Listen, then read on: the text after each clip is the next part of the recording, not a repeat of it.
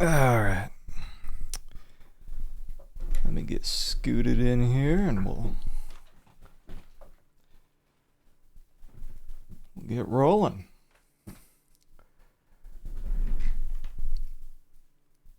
So, see, a while back I'd played the first of these Santa Fe Mysteries games. I guess this is the second and last. Pretty crusty old FMV game. It is kind of time-based, so hopefully I don't run into too many dead ends that'll have me restoring the game. But anyway, I expect to get through this in one stream. I just wanted to take a break and get back to some shitty FMV. Anyway, let us get to it.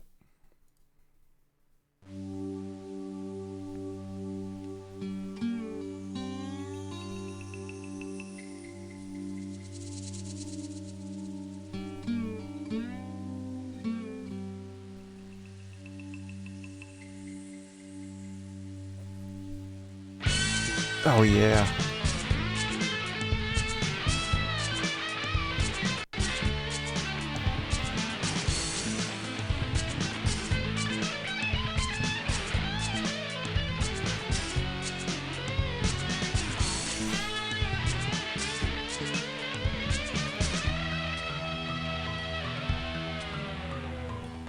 Martin Tasker, you know the real estate muckety-muck?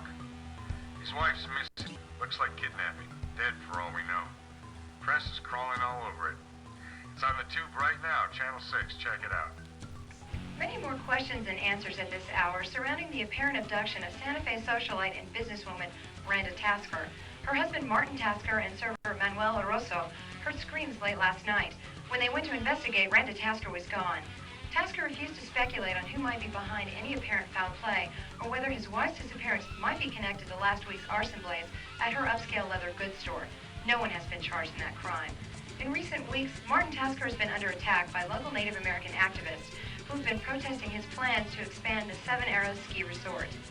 Channel 6 viewers will recall some 30 Indian families being evicted from their homes as bulldozers moved in to make way for timeshare condos and a new $5.5 million lodge. Soon after our arrival early this morning, Channel 6 spoke exclusively to Martin Tasker, who appealed to the party or parties responsible for his wife's abduction. Can we roll that? I just want to say that whoever's behind this, I don't care. I just want my wife back.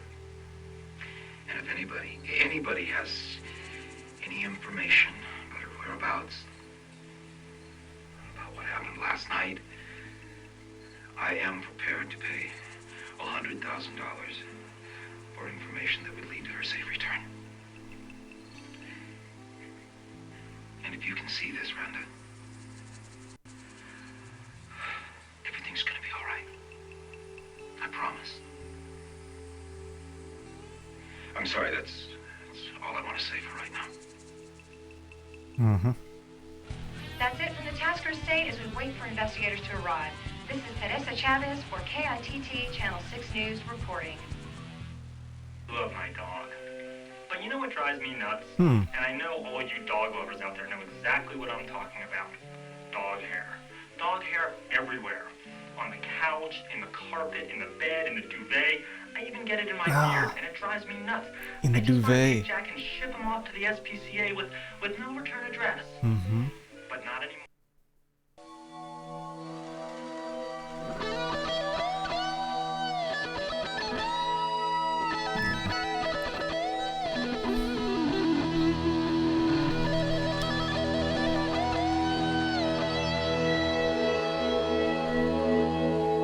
Okay.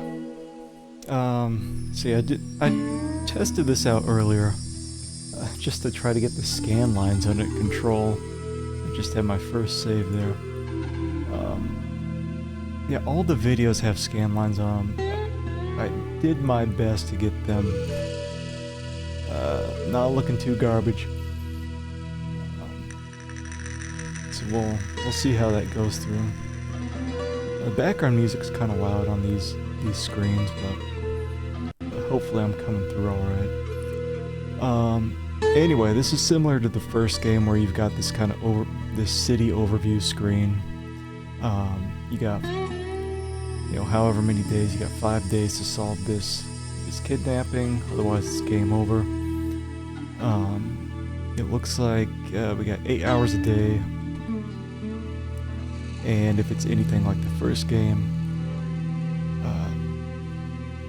every action that you take is going to eat up a certain amount of time. So it's not, if I just sit here, the time won't move forward. It's just based on actions. I am happy that it lights up anything that's interactable here, so you don't have to do one of these, as is common on a lot of point and click games.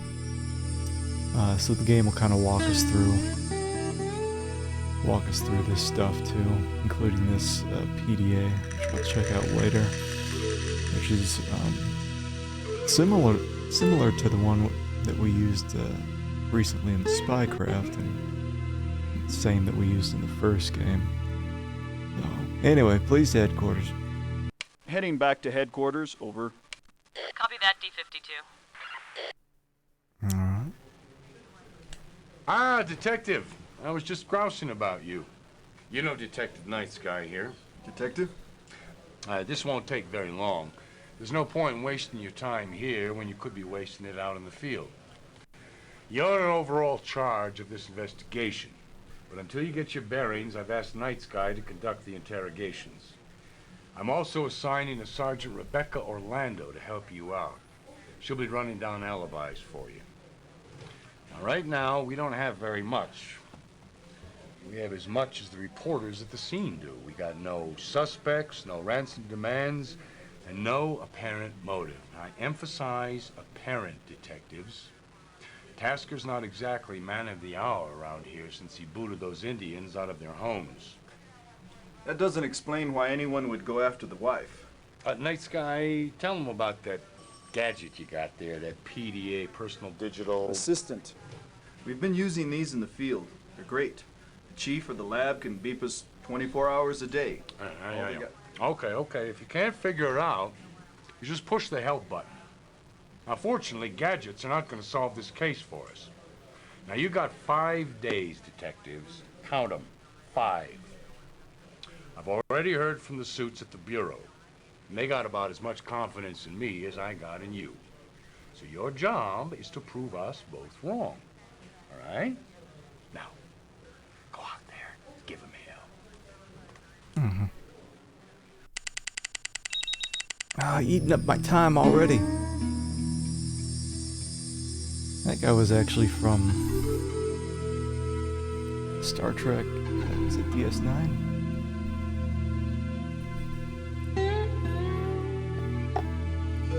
You know, in the first game, they kept I actually watched a walkthrough way back in the day for the first game, and every time they said Night Sky, I thought they were saying nice guy, like they were being a smartass when everyone was talking. What up, nice guy? Anyway, so we got our PDA thing. It's lighting up. Something new. Detective Rebecca Orlando here, reporting for duty. Detectives, forensics will be closing up the crime scene in 7 hours, so you better head over there pronto. You've got 5 days to solve the mystery. Talk to Tasker, he's in the main house.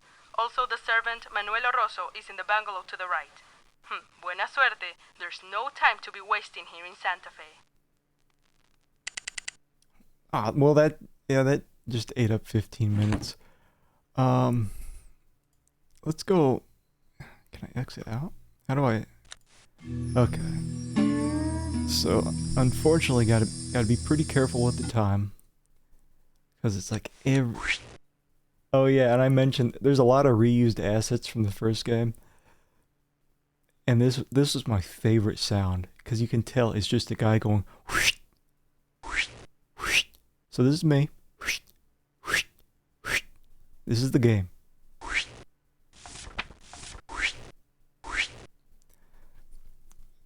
So I think they got down near the end of the game. It's like, we don't have any page turning sounds.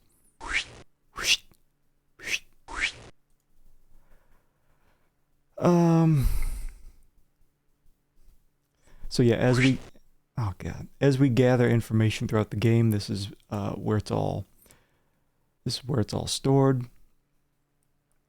You can order like more details, like investigations into the evidence that you got. We don't have anything right now.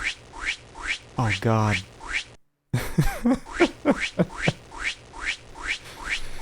Oh, that's great. We don't have anything, so yeah, archive. You can see as I hover over this in the upper right, it'll say, 15, you got 15 minutes. If you want to click on this is what we just listened to, so it's kind of weird that the game would eat up another 15 minutes just to for a recap. Anyway, so what we're doing next is probably gathering just a huge batch of evidence. In the first game, most of this detective work happened right at the very start of the game, so expecting something similar here. I'm gonna go to the Tasker Estate. D-52, proceeding to Tasker Estate, over. Copy that, D-52. Oh, look at all this evidence. We got some shirt and a pencil. So it's like a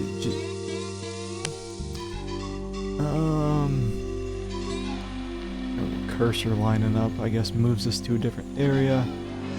Let's go ahead and pick up some shirt or a robe. Nothing. Well, what?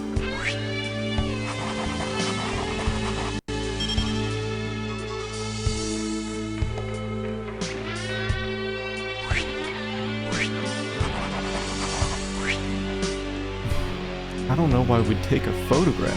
The music is so loud. I'm sorry. Some review notes. I don't order a forensic report on the robe. I don't know. I don't think that'll get us anything. But take a picture of there's nothing on it. And I think if I click it, wait, what do I do here? Shit. Hold on, let me go back. I don't know what Chief Weber has told you. Only that your wife is missing.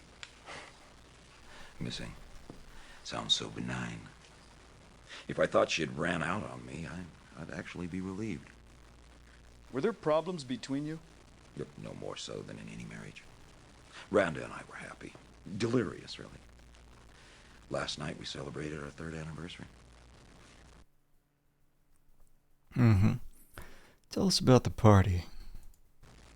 Why don't we start there? It was Randa and I and a small group of friends at the Mesa Cafe. If we might have their names, please? Well, there was Randa's friend, Carrie March. I'm sure you know Carrie. Everyone knows Carrie. And my physician, Tom McClafferty. Oh, that reminds me. I need to take my medication. Mm-hmm.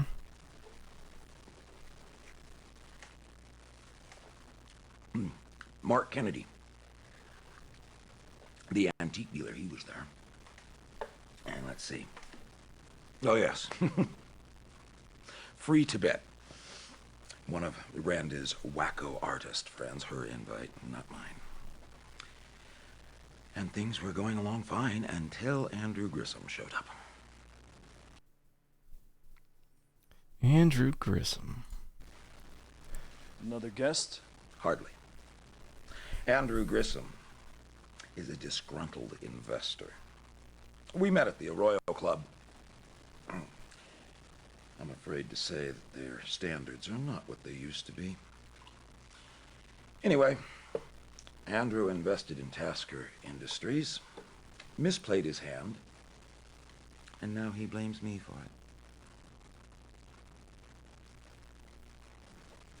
Anyway, he shows up at the restaurant, begins to shout at me, and then he wants to deck me until the maitre d' throws him out. Oh, by the way, Free was running her new video camera. Maybe she picked it up on tape. Uh-huh. When did you leave the restaurant? And you left the restaurant at what time? Around 11:15 or so, because I know we were at home by 11:30.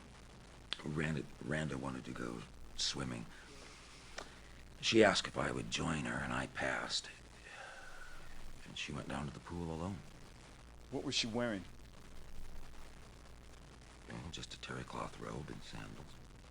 And what happened next? Well, I read for a few minutes and must have fallen asleep. Because the next thing I know, I hear this horrific scream from the pool area. Now, I was a little disoriented, and so it took me a few minutes to get down there. When I did, I heard the car screeching away. The gate was open, and Randa was gone. Mm-hmm. Did she have any enemies? Can you think of anyone who might have wanted to hurt your wife, or you for that matter? Business I'm in, detective, you make enemies like drunks make water. But Randa, no. Everyone loved her. What about the arson incident at her leather goods store? Could there be a connection? God only knows. And your own enemies? No secret that a bunch of blowhards are up in arms about the Seven Arrows deal. Blowhards. Is that another way of saying Native Americans? Ooh. No, that's a crock. I have given more work to the Native American than anyone else in Santa Fe. No, I'm talking about that half-cocked group of activists, like that legal aid lawyer, Dan Longfoot. Now that man has publicly threatened me. Mm-hmm. If this was a kidnapping, Mr. Tasker, there might be an extortion attempt. I want you to keep us informed, understood? Of course. And if you hear anything, you'll let me know. You bet. Okay. So like I was saying before, you meet with people, you get evidence, it's all plopped here. And you get these drop downs that you can use throughout the game. And I don't think I even realized this in the last game until like the very last day.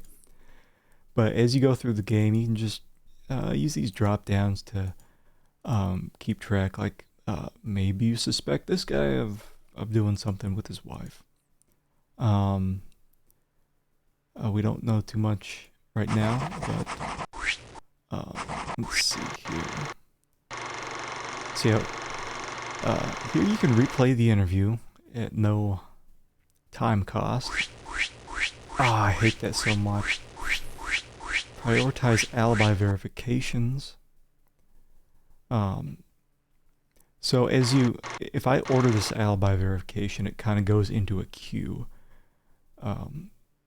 If I order multiple verifications, it's just, one after the other. So I can apparently, I can avoid the sound if I just barely, I guess hitting prioritize alibi verifications just allows you to change the order. There we go. So I can just avoid the sound by barely. Oh, yeah. I guess order the alibi verification, sure. What? That wasn't 15 minutes. Okay. No, I think I remember this. So this interview did take time. It took however long, hour and 15 minutes, whatever it was. Evidence. We got a robe? Prioritize order forensic report. Prioritize forensics report. So you can see here, robe, it's going to take 3 hours. And that's real-time hours up here. So when this hits 2 hours, the report will be done. I'm going to quit out. Unfortunately, on this screen, it doesn't give you any real hints. Right click, we'll go back. I just feel no need to take a picture of this robe, but you can see there's multiple places. So we went here for the interview. Okay, so it is kind of lighting this up, whatever it is, which I think is that wife's leather, premium leather studio. Oh man.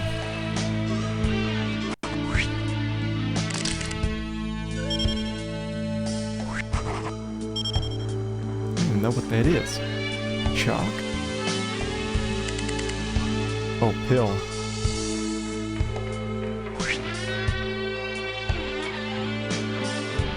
What's this? Oh my god.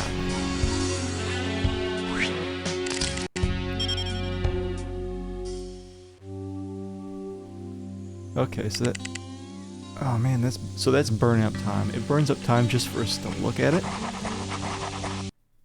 Broken hypodermic needle found by the left shoulder of the terry cloth robe at the far end of the pool. Previous page. Hypodermic pill. Prioritize forensic reports. So yeah, you can see first we're doing the robe, pill, hypodermic. So we won't know until tomorrow what the deal is here. Whatever. Examine photo close-up. Got it.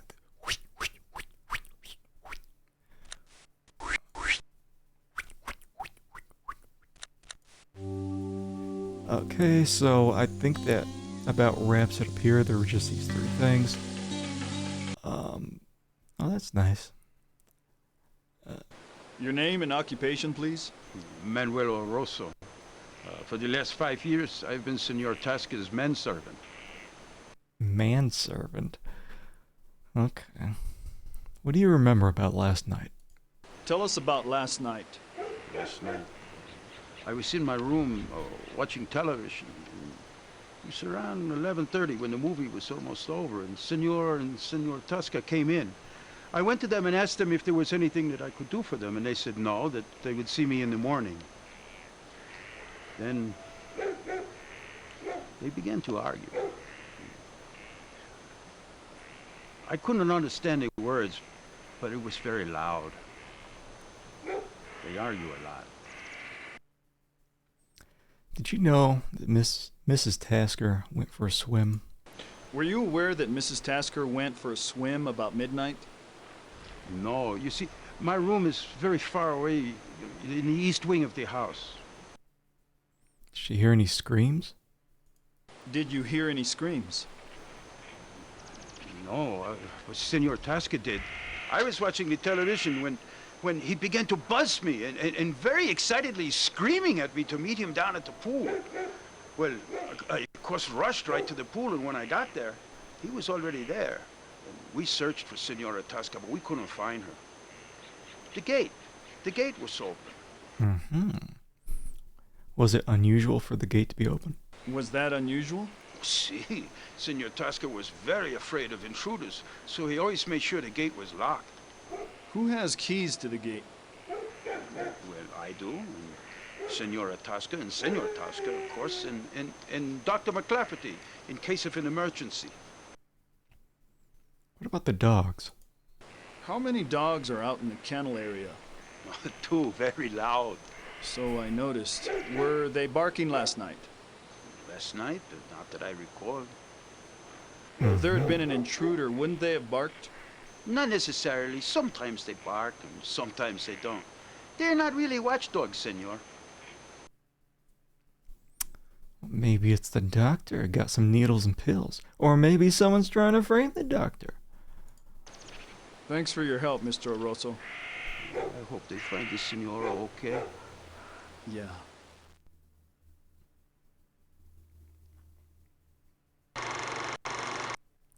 I don't think we need to order an alibi verification on this guy. He's probably there all night. Back.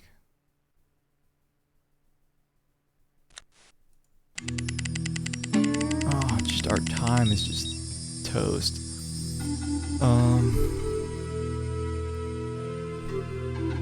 Let's see. I think one of our things finished here. Alibi Martin Tasker. So that finished. In the interest of thoroughness, I treated Martin Tasker as a potential suspect. It seems clear that if he was involved, he would have had some help. According to Tasker, he was in his bedroom when he heard screams. But his manservant, Manuel Oroso, never heard the screams. And when Oroso was buzzed to meet Tasker down at the pool, Tasker was already there. Also, Tasker was the only one to hear a car drive off. His prints are the only ones found at the scene, and one of his pills was found on the ground. I don't think we can rule him out at this time. This is linked to file. Ah! Actually, it is kind of weird when you click on these things. Like, so what I did ate up 15 minutes, but it's not until you click something else that 15 minutes is applied. We're going to change him to suspect.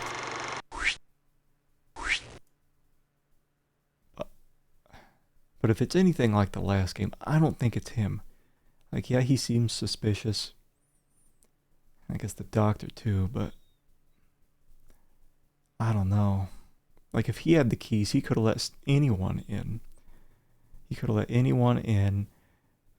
They could have gone to the pool, and then he could have been like, "Oh, someone took my wife." So nothing else here. This is her studio? Or gate. Okay, so this is the gate that they talked about. Take a picture. Okay. Get a forensics report.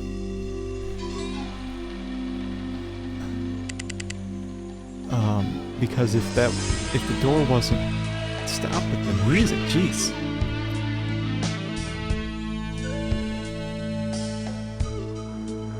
I think we're done here.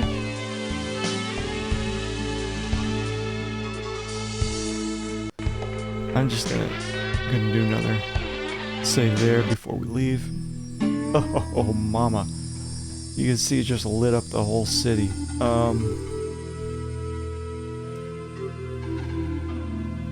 Okay, so we don't have too much time left in the day. And unfortunately, I don't think the game allows you enough time to talk to everybody. So you've got this free Tibet person who was, what's her name? Karen? The wife's friend. I want to talk to that doctor too. Who was the doctor? Oh man. Oh man. There's that Andrew Grissom guy. Carrie March was the wife's friend too. Library. Mongoose Tavern. If it's anything like the last game, it's kind of... That's where you would go for just general hints on your next area you want to go to. Dan Longfoot. Jeez, who was the let's see here, case file. Martin Tasker. Review case notes. Okay. Randa. That's her name. Randa, Tasker's wife, is missing. States that they were happy. Didn't sound like it from the manservant's perspective. Party guest the Mesa Cafe where Carrie March, Dr. Tom McClafferty, which is where we want to go. Disgruntled investor crashed the party. Assaulted Tasker. He believes Grissom has something to do with Randa's disappearance. But if the husband did it, maybe he just wants to frame his this guy and get him out of the picture. They left the restaurant at around 1:15, home, or at 11:15. We're home 11:30. Randa asked Tasker to join her for a swim. He declined. She went alone. He was awakened a short time later by screams.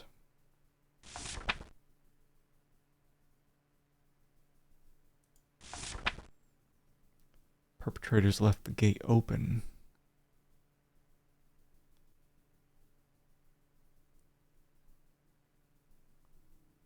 I didn't see any sandals.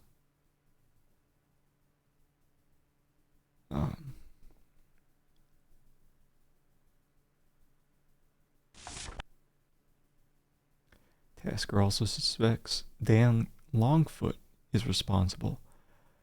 A Native American activist, opponent of Tasker's 7 Arrows development. Allegedly threatened Tasker in public might be an extortion attempt, but at the very beginning, our chief said there was no apparent motive, so there didn't sound like there was any ransom note left. Notice that Martin takes medication and drinks whiskey at the same time.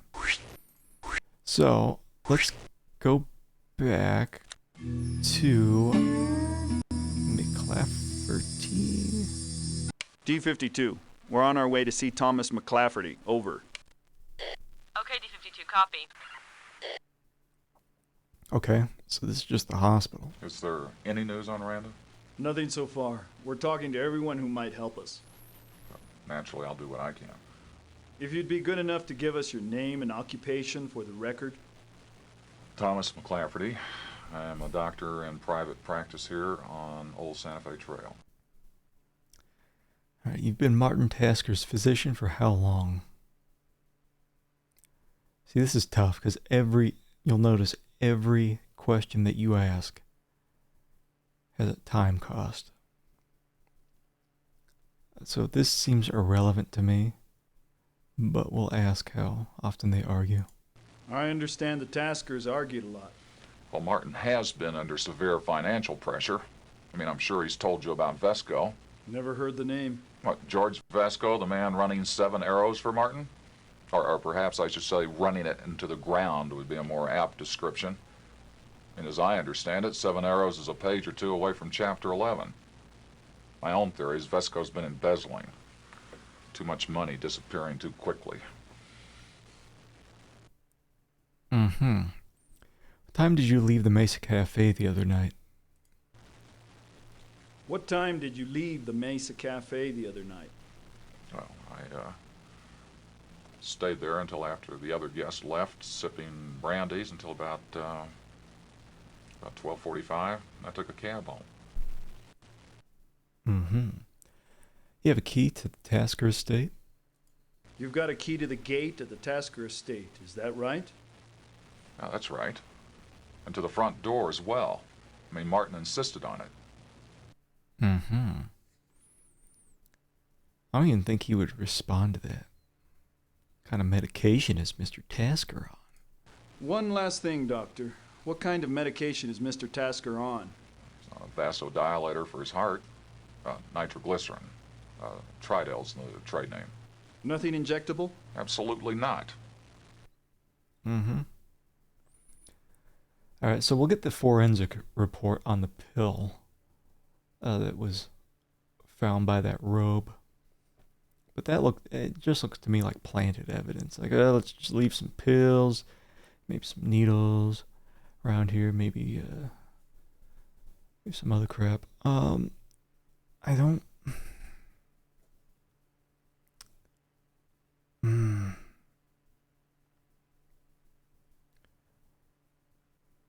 I don't think this is relevant.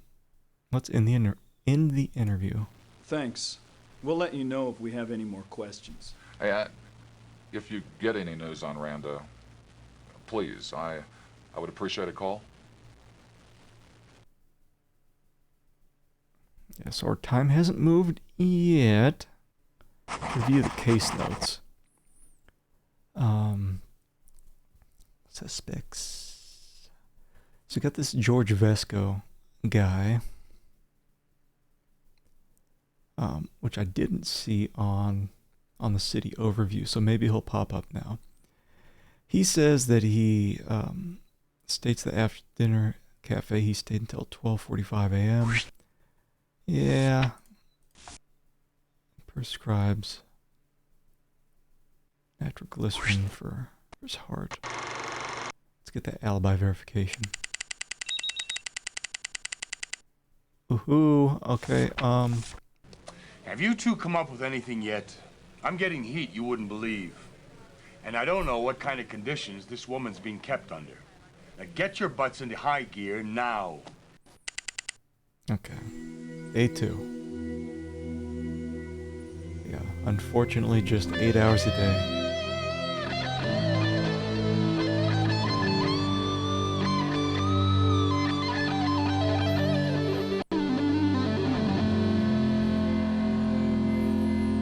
Okay, so we'll go ahead and save that. We'll just do...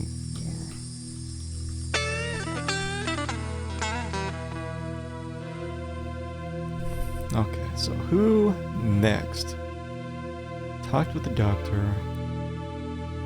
7. So this George Vesco guy must be down there. 7 arrows.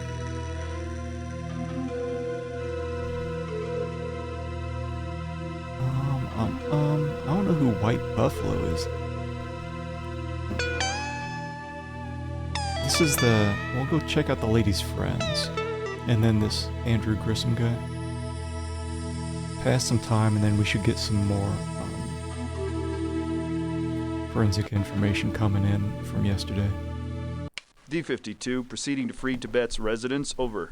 10-4. Okay. My stomach has been in knots ever since I heard. If anything happens to Randa, I'll just die. A smart drink? I'm sorry? Smart drink. Yun tea fungus, bilabo root extract. I'm hoping it'll settle my nerves. I'll pass. Has Randa been acting strangely recently? Anything in her behavior lately that was out of the ordinary? She has been really jittery. Preoccupied. When I asked her about it, she just changed the subject. Does anything stand out in your mind about the anniversary dinner? Anything stand out in your mind from the anniversary dinner at the Mesa? Randa was a little high-spirited. Spilled champagne all over herself. But you can see for yourself, I was videotaping that night. Ooh. I was watching it this morning. You want to have a look? Yes. Please.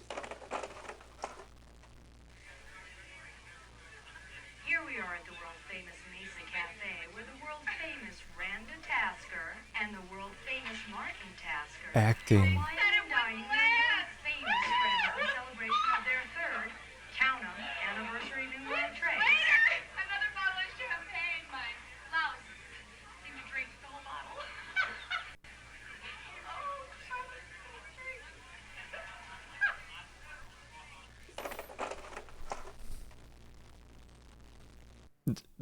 That look on her face is of a disappointed friend.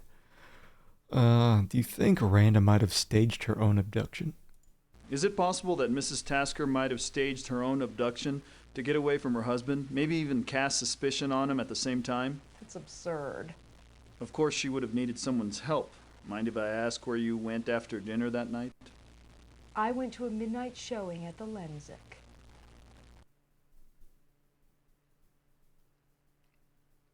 Yeah, so you know what? I think I mentioned this in the last game. I really wish that the interviews just ate up, a full hour. That way you can go through all the questions and you didn't have to worry about, asking, "You're an artist?" That cost 15 minutes. She was twirling her hair right as Night Sky was saying that she may have needed somebody's help if she wanted to stage her own abduction. I don't know. I'm going to order alibi verification on her. Thanks again, Miss Tibet. You mind if I borrow that videotape? Just so long as I get it back. Why would you want it? Get that going. Okay, so yeah, it looks like yeah, that was hour and 15 minutes. What do we got in mail? Tasker just brought this in. It was left in his mailbox. Crime Lab dusted it for prints, but nothing showed up. He said he wasn't sure whether to tell us, so watch who you tell about this, hmm? The good news is, it looks like Rhonda Tasker's still alive. The bad news is, she might not be much longer. You better find the SOB behind this, and find them soon. The only makeable prints on the ransom note were Tasker's own, and there's not much I could tell from the note. The letters were cut for magazines. The glue used is available anywhere. Remember, you can get a closer look at the ransom note in the evidence file of your PDA. I will do just that. What's this anyway? Link to ransom note. I have your wife. I will contact you soon.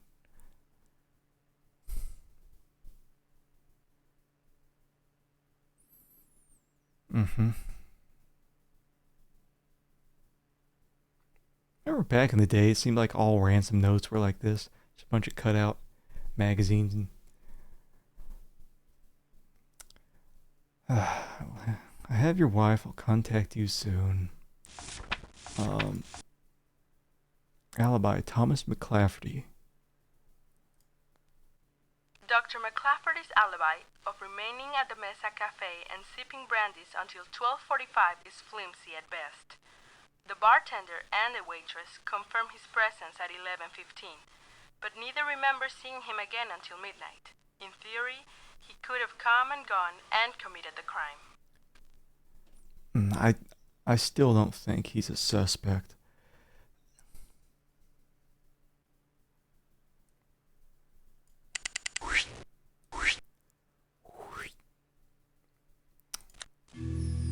Okay, so we're here. Nothing else.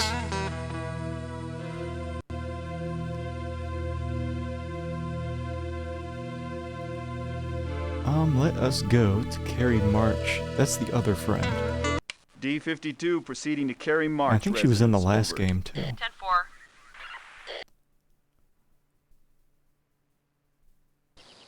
Can I pour either of you a sherry? Sorry, we're on duty. You don't mind if I indulge. Did you attend the Tasker's anniversary dinner? You attended the Tasker's anniversary dinner at the Mesa Cafe, is that right? Yes. It's quite an evening. And then to be capped off with Randa's kidnapping. How do you know that it was a kidnapping? Well, I only know what I heard on the news.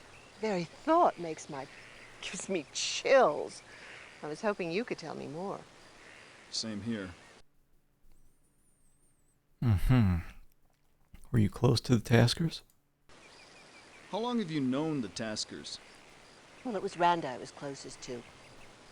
We've been friends ever since I moved to Santa Fe. As for Martin, I can't say I know him even today. Can you think of anyone who might want to hurt Mrs. Tasker? Can you think of any reason someone might abduct her by force? Detective, you know the old saying. You can search and search the wide world over, but sometimes the answer's in your own backyard. Are you saying that Mr. Tasker could have been behind his wife's disappearance? Goodness, did I say that? I don't really have time for games, Miss March. No, of course not. Have you heard the name Teresa Madrone? No, ma'am. Ostensibly, she's the Tasker's interior decorator. Frankly, her real designs have always been on Martin himself. My sources tell me that the affair's been going on for 6 months. They go horseback riding on the weekends. Randa's never been identified with the horse she said. And truth be told, I don't think Martin cares much for it either. Mm-hmm. Do you think the affair and Randa's abduction are connected? Do you think this had anything to do with Mrs. Tasker's disappearance?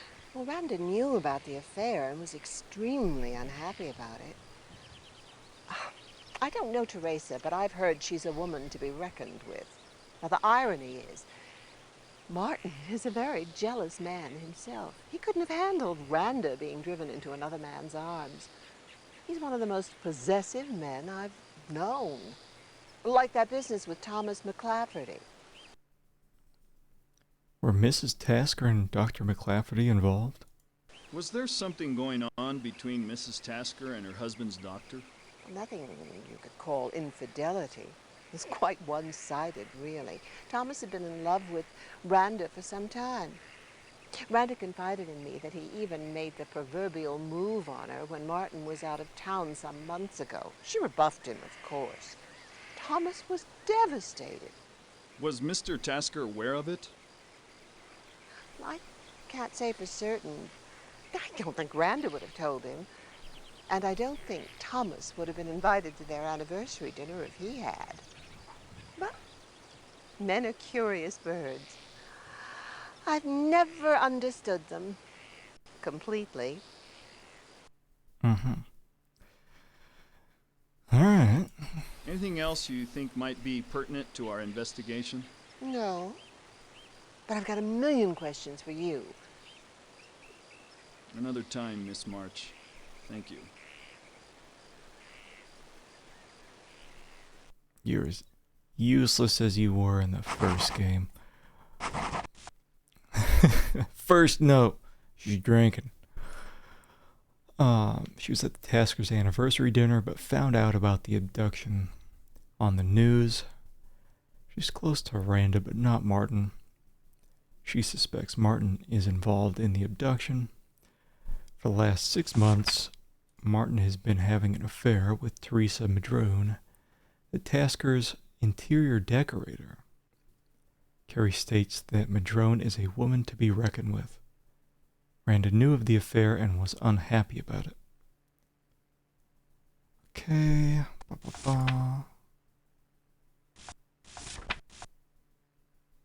Randa supposedly rejected Dr. McClafferty, who was devastated by it. She wasn't sure if Martin was aware of it. I still don't think the doctor did anything. Oh, that time. Okay, so we got our mail coming in on the robe. I suspect nothing is going to come of this. The terry cloth robe was probably torn off in the course of a struggle with an assailant.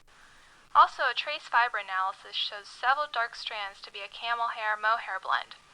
You know, the kind associated with expensive jackets or overcoats. Oh.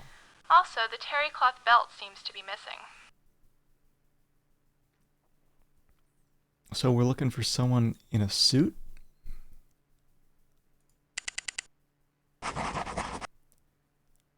Oh. I don't get why they didn't put that here in the notes. I hate that. I hate that so much. Not the sound, because I can stop that. But that it takes me another 15 minutes if I want to look at that report again. We're done here. Dan Longford. Teresa Madrone is who was having an affair with Martin Tasker.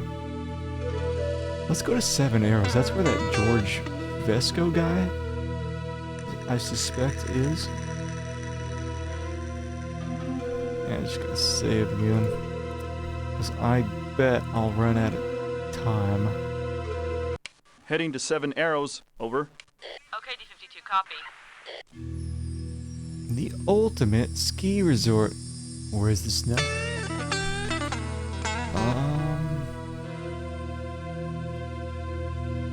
That's it? George... Okay. George Vesco, manager. Oh. Your name and occupation?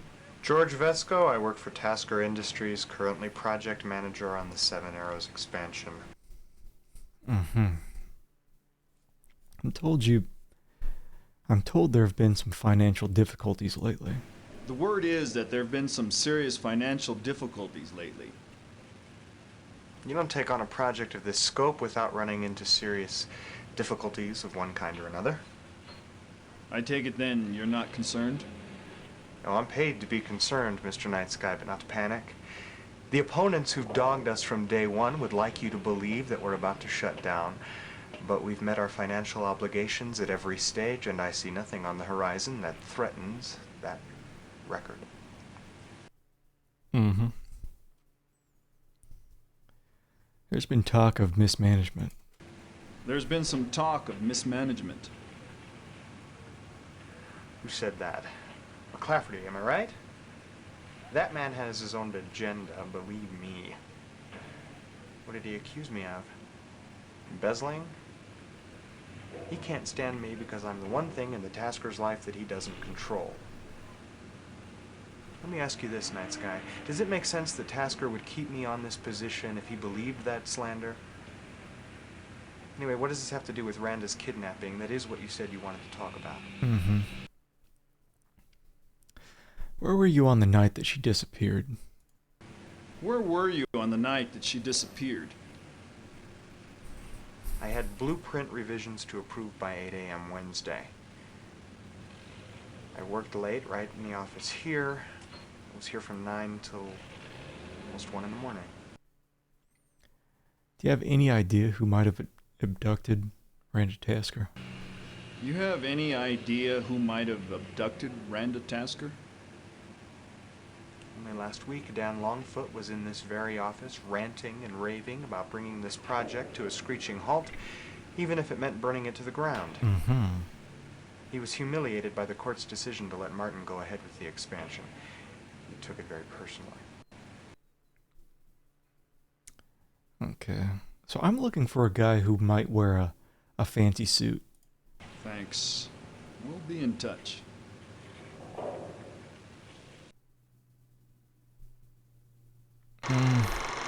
Might as well just get that alibi verification.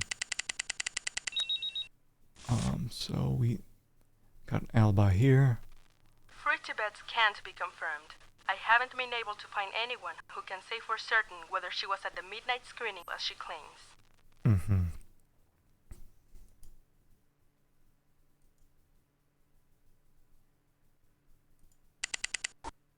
Okay.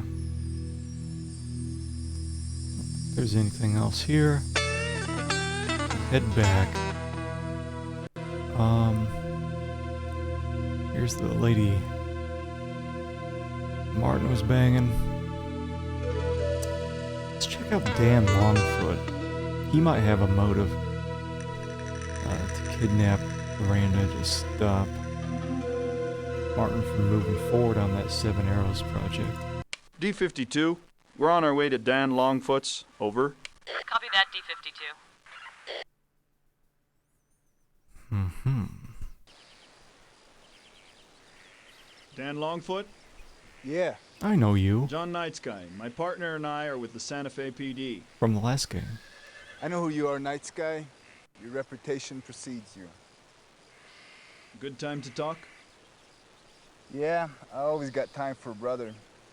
Even one who's lost his way. I'll pretend I didn't hear that. Job like yours, you must get pretty good at pretending. What can I do for you, detective?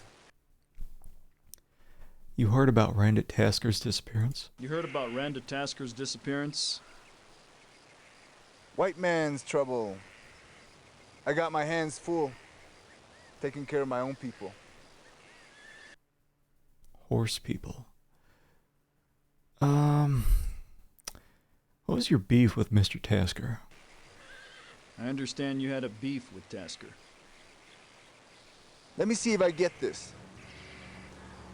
Because I take on Tasker for the rape of Indian lands, I'm a suspect in his wife's kidnapping. Nobody said you were a suspect. How can I explain this so that even a cop can understand it? Tasker moves to Santa Fe, waves his wallet around. Figures he can mow down everything and anybody. Law says he can do whatever he wants. Law says he can throw out 24 families out onto the street. Native families that have occupied this land for 30 years. And for what? More ski areas?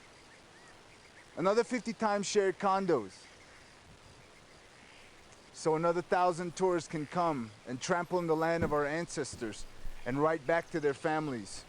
I wish you were here. Tell you what, Night Sky. I wish they weren't. Is that a crime?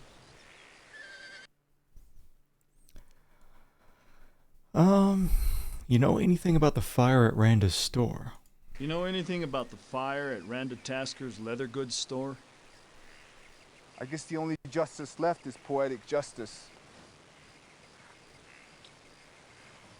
She exploits her workers. She lines her pockets. She's no better than her husband, if you want the truth to be told.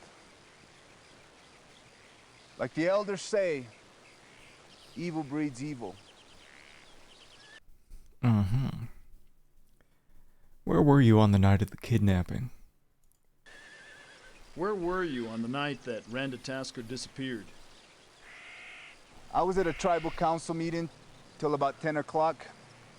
I went home, worked on a legal document for a couple hours.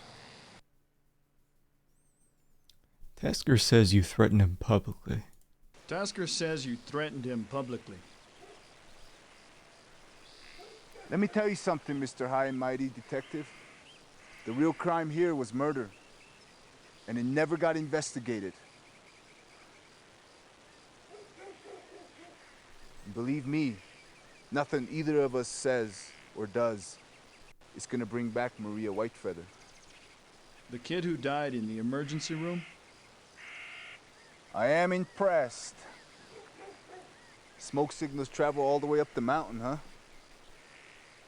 You're calling that murder? What would you call it? Tasker throws Richard Whitefeather's family out on the strength of a court order he got from a judge that he has in his hip pocket. The shelters were swamped. The family had to sleep on the coldest night of the year out in the streets. A 5-year-old child dies of hypothermia. What do you call that, Night Sky? Because in my book, that's murder. Mm-hmm. Is that good enough, Detective? For now. I don't think it's him. We'll still order the alibi. He's pissed, but I don't think it's him. All right, here's what we've been waiting for. Forensics on the pill. The partially crushed capsule was a prescription medication, nitroglycerin. Mm-hmm.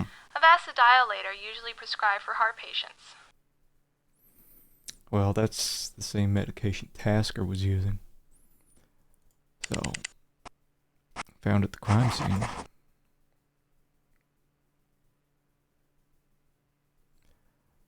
Determine whether the victim took any pills.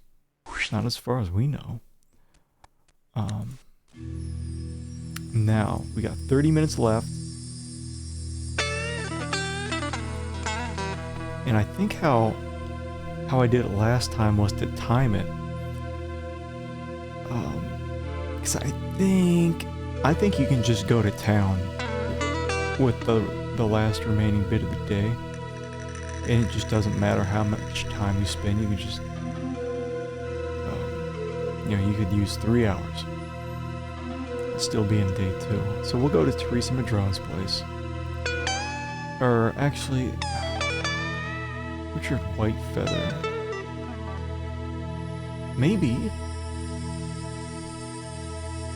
I mean, if that guy had a revenge motive. Teresa Madrone. We'll go Heading to White see Feathers. Richard Whitefeather. Over. Okay, D-52, copy. We'll see Teresa tomorrow.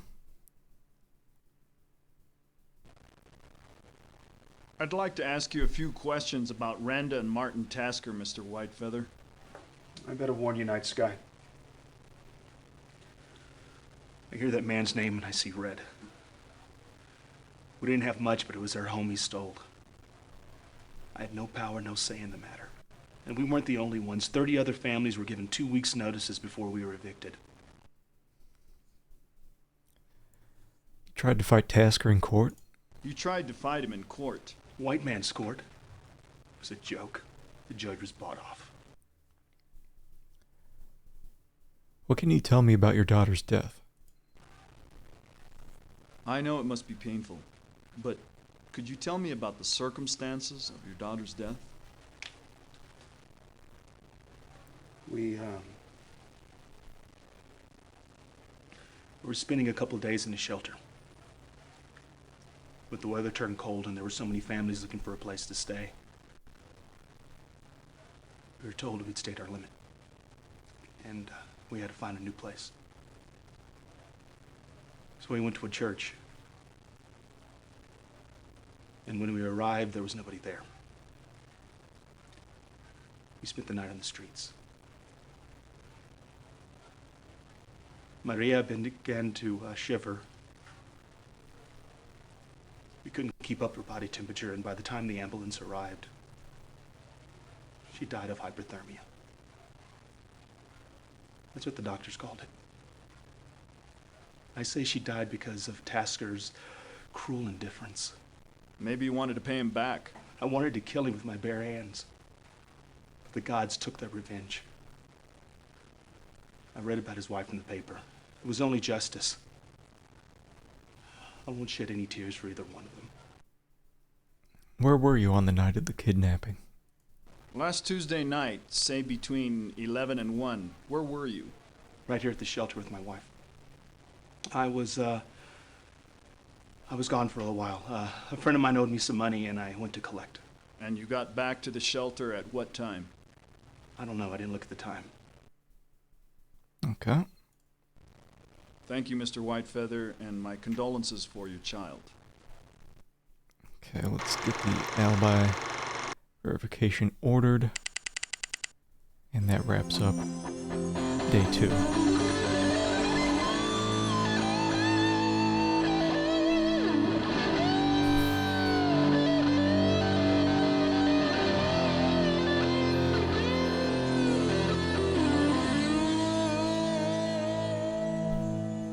Hopefully you're seeing just how quick we're going through this and how easy it would be to just waste a bunch of time and not get any. D-52, we're on our way to Teresa Madrone. Over. Copy that. Not get any solid evidence on who the kidnapper is. We just have a few questions, Miss Madrone. Please, call me Teresa. You work as an interior decorator, is that right? I prefer designer, but yes, that is what I do. Martin Tasker is one of your clients? And Martin Tasker is one of your clients? Both Martin and Randa. I've done their primary residence here in Santa Fe and their getaway house. Was your relationship with Martin Tasker more than professional? We understand your relationship with Martin Tasker was more than just professional. I have no intention of concealing the truth from you. Everything you've heard is true.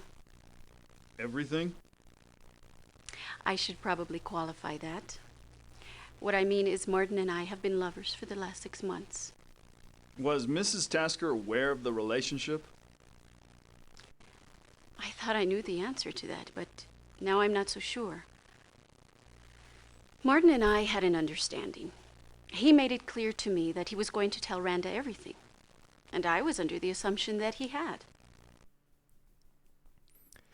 What did everything include? What did everything include? He was going to leave Randa, and we were going to be married as soon as the divorce was final. I see he didn't mention it to you either. Maybe he changed his mind? Look, Detective, you want to know if my relationship to Martin had anything to do with Randa's disappearance, right? Now that you bring it up? Absolutely not. Maybe Martin Tasker did away with his wife to help your cause. That's ridiculous. I don't know about that. This question's kind of weird to pop out of the blue. You ever use a hypodermic needle, Ms. Madrone? You ever use a hypodermic needle, Miss Madrone? What are you saying? That I'm a junkie or something? I'll take that as a no. Oh, not on her good side. What's tough about all these is that the way the interviews go, the game makes it seem like, well, it could be anything, anyone. So we'll order her alibi. And we got some new crap coming in. Let's see, what do we got here?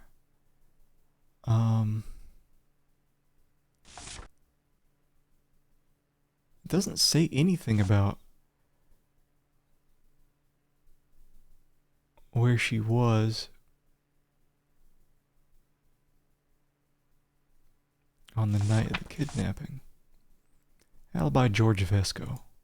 George Vesco's claim that he was working in his office at the Seven Arrows Project from 9 p.m. to 1 a.m. cannot be confirmed. There is a night watchman on the premises whom I interviewed, but he never made the rounds of the offices, and he can't be sure that Vesco's car was parked in the lot during the entire 4-hour interval. Alibi status, unconfirmed. Okay. Kind of expected that.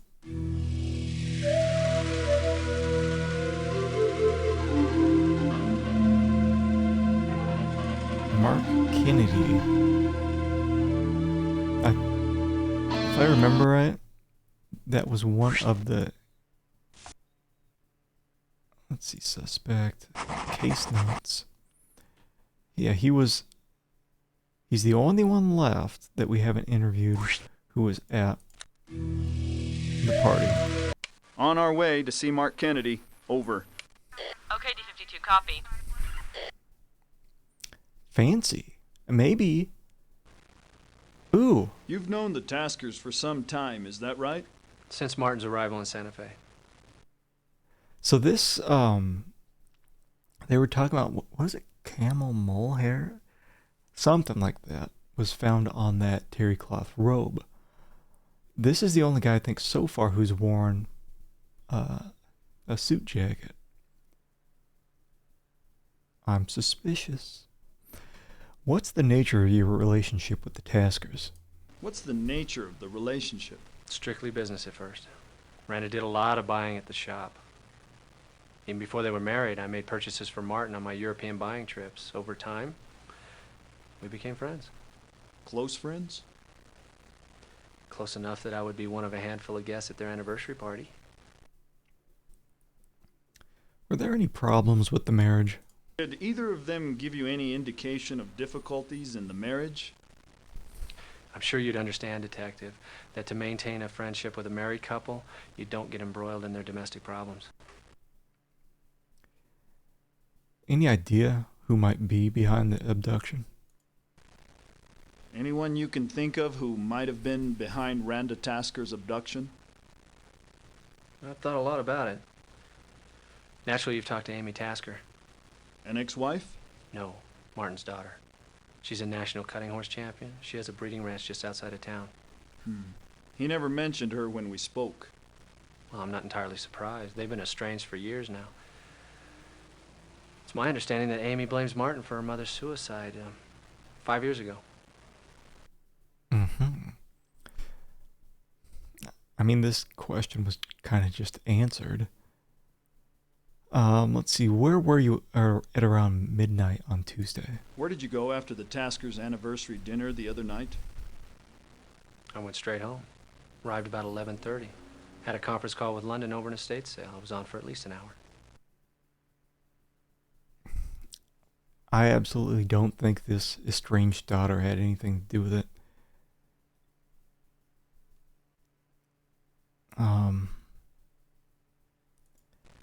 Appreciate your help, Mr. Kennedy.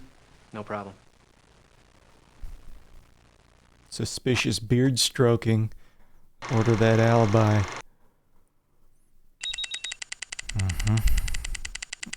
Okay, so we got something new in the mail. When it flashes red, this is something I think unrelated to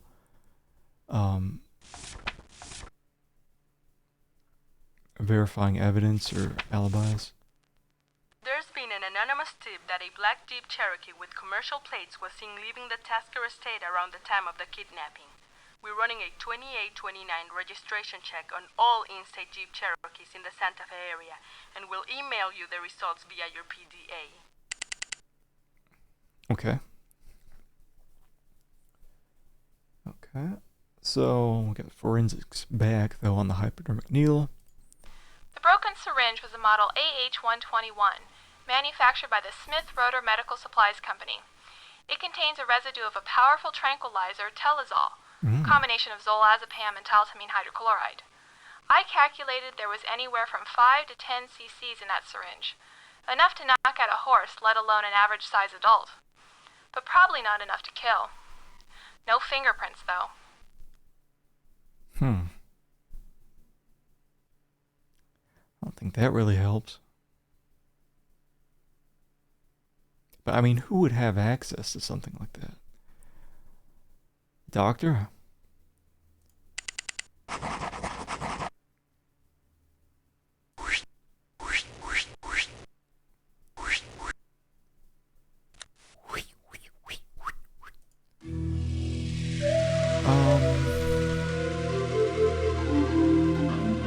Where next? Amy Tasker? I don't think so. Let's go check out this Andrew Grissom guy. D-52, we're on our way to Andrew Grissom's residence. Over. Okay, D-52, copy. This is about the dust-up at the Mesa Cafe. That's part of it. Look, whatever I did was only half of what that bastard deserved. Do you always take the law into your own hands? You in the habit of taking the law into your own hands? The man destroyed me. Every penny I had was invested in Tasker Industries. The man misrepresented the state of his financial independence. He falsified records. What the hell could I do? He told me and everyone he was associated with outright lies. So you thought you'd get back at him through his wife? What the hell are you talking about? If you don't know, then you must be the only one in Santa Fe. Are you talking about Randa Tasker's disappearance? Good. For a moment there, I thought I might have to provide you with a translator. You can't seriously believe that. Come on, detective. He treated her with the same contempt he treated his investors. Why the hell wouldn't she bail on him? All the signs indicate a forcible abduction. This is insane. Look, I know I was a little bit drunk. I took a swing at Martin. That's the extent of it. If you want someone who'd stoop so low as to kidnap the man's wife, why don't you talk to the real power behind the throne? You've lost me. Try Juan V. Hill, the candidate for state senator.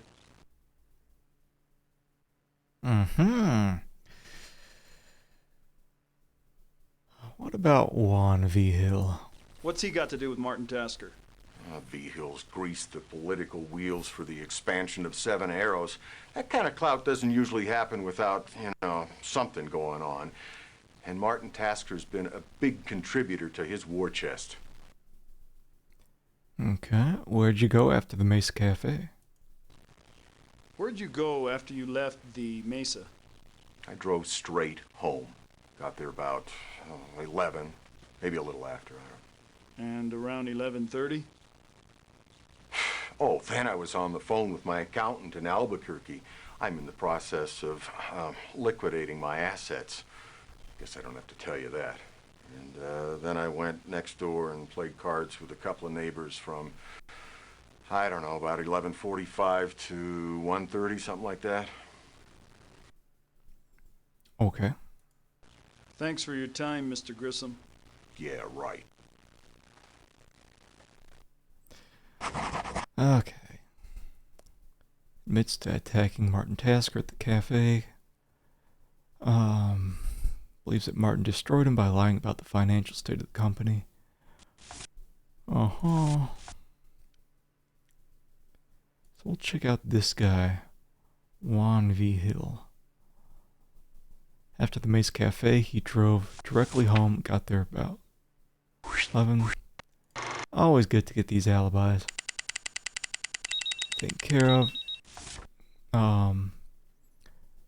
Okay. Oh, we got that vehicle trace. Let's check out the alibi for Dan Longfoot. Dan Longfoot was at the tribal council meeting even longer than his own account of leaving at 10. 3 witnesses say he didn't leave until 10:15 p.m. A downstairs neighbor heard him arrive sometime after 10:30 and never heard him leave again that night. However, the woman says she took a bath at 11:30 and wouldn't have been able to hear him had he left after that time. No way to confirm his story of working on a legal brief at midnight. Alibi status, equivocal. Okay. Got that vehicle trace for you, detectives. Found 2 that belong to companies in Albuquerque. But wait, here's one in Santa Fe. Registered to Teresa Madrone, 516 Crucita Salamar. Okay. Ordered a trace on a black-blue Jeep Cherokee with racing stripes and commercial license plates. Someone saw the Jeep traveling at a high rate of speed near the Tasker estate around 11:40. It almost hit him. The Jeep was moving away from the Tasker estate, going down West Arroyo. Well, we don't even know who provided this tip. It could just be some made-up bullshit, right?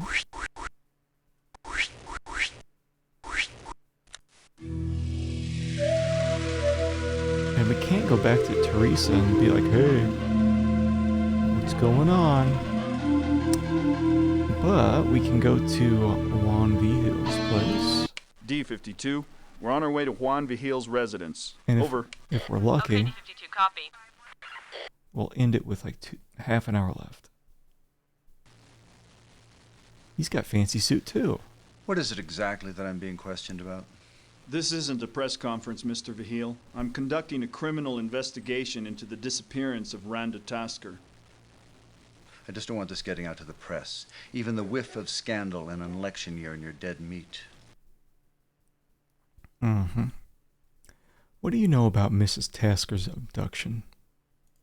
What do you know about Randa Tasker's disappearance? Nothing except what I read in the papers. You're a friend of Martin Tasker? An acquaintance. He's one of the supporters of my senatorial campaign. Beyond that, there's nothing more I can tell you. Yeah. You involved with the expansion of Seven Arrows? I don't think that's relevant. Where were you around midnight on Tuesday? Mrs. Tasker was taken from her residence, most likely by force at about midnight Tuesday night. Where were you about that time? Are you kidding? No. Do you actually expect me to provide you with an alibi? I would hope you'd take this seriously, Mr. Vihil. Do you want to know where I was? I was here with my secretary. We were putting the finishing touches on a campaign speech. She left about 2 a.m. You want to know more details?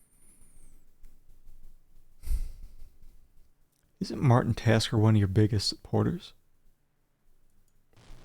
If Tasker goes under, you lose one of your big supporters, am I right? Look around you, Mr. Night Sky. Does it look like I'm the kind of guy who'd be affected by the loss of a single political ally? Sometimes pride matters more than the bottom line.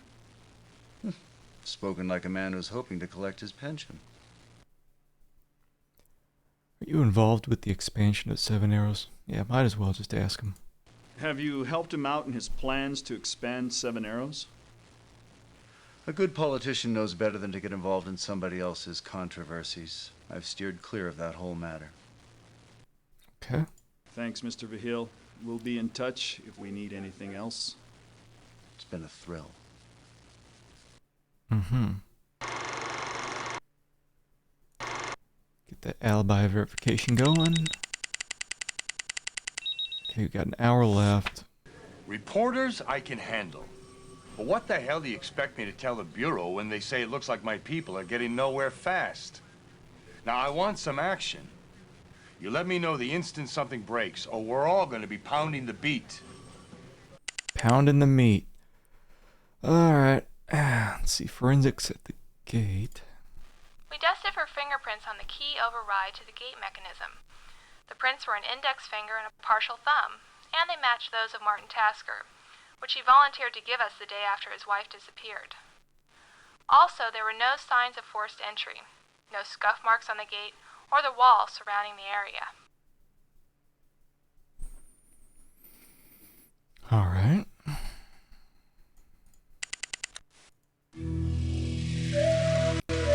So, looks like we got lucky with the time again, so we can just blast through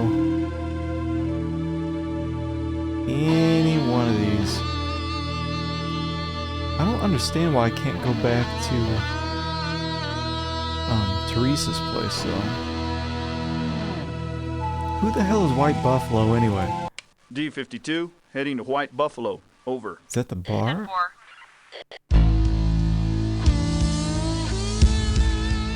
Oh, shit.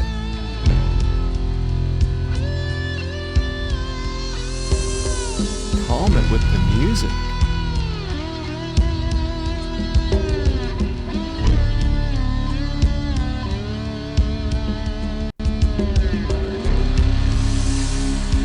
Wait, hold on. I think I can... There we go. Jeez. I'll turn it back up later. Anyway, so this is the lady's office here that was torched. Dear Randa, I was disappointed to see that you chose not to make a contribution to my July show. You've been so generous in the past. I was a little hurt. I'll plan to put your name on the brochure as a patron for your past kindness. Let me know if you want to maintain your anonymity.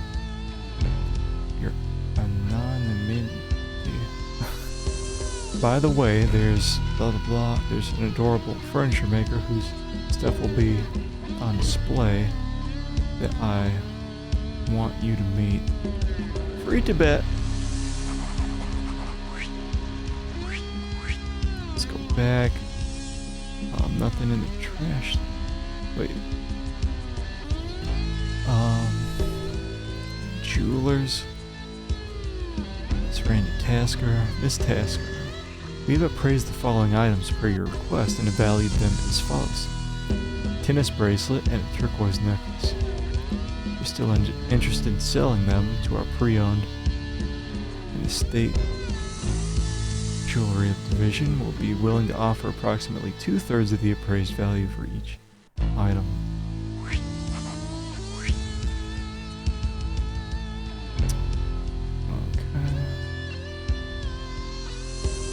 Imports for some leather.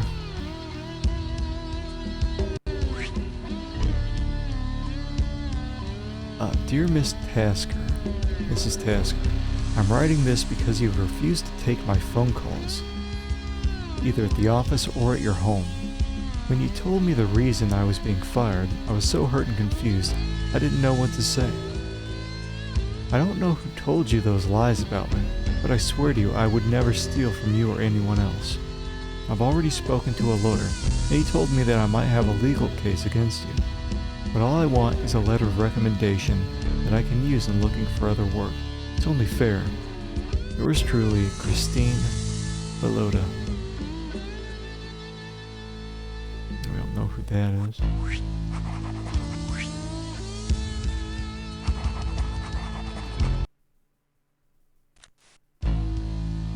Okay, what's this? Okay.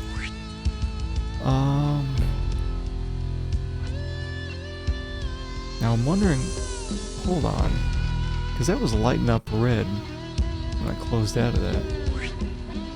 No, I guess it just kind of bugged out a bit. Anything here? Dear Randy, I wonder if you might be available on Thursday evening. La Boheme is at the Outdoor Opera in Santa Fe. I know Martin Lowe's opera, so I won't bother to invite him. Let me know if you're available. We can go for a late dinner at the Seminole. So that's McClafferty.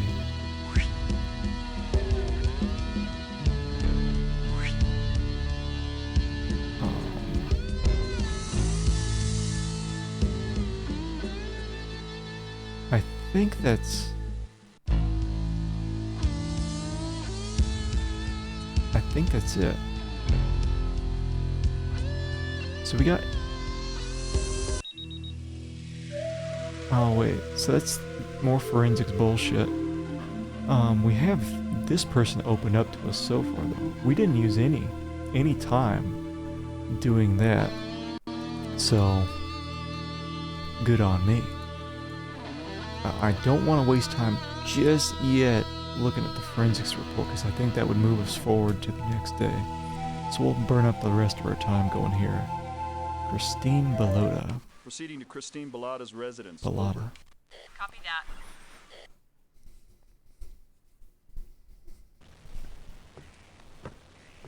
Miss Bellotta, Yes? Santa Fe Police. We'd like to ask you a few questions if we could. Oh wait, What's this about? hold on. Let me, hold on. I forgot to, I'm gonna have to, restore the game. So I forgot to turn the volume back up. I think the music is tied to the sound of the people, so I didn't want her to Proceeding be to Christine Bellotta's residence. too Over. quiet. Copy that. All right.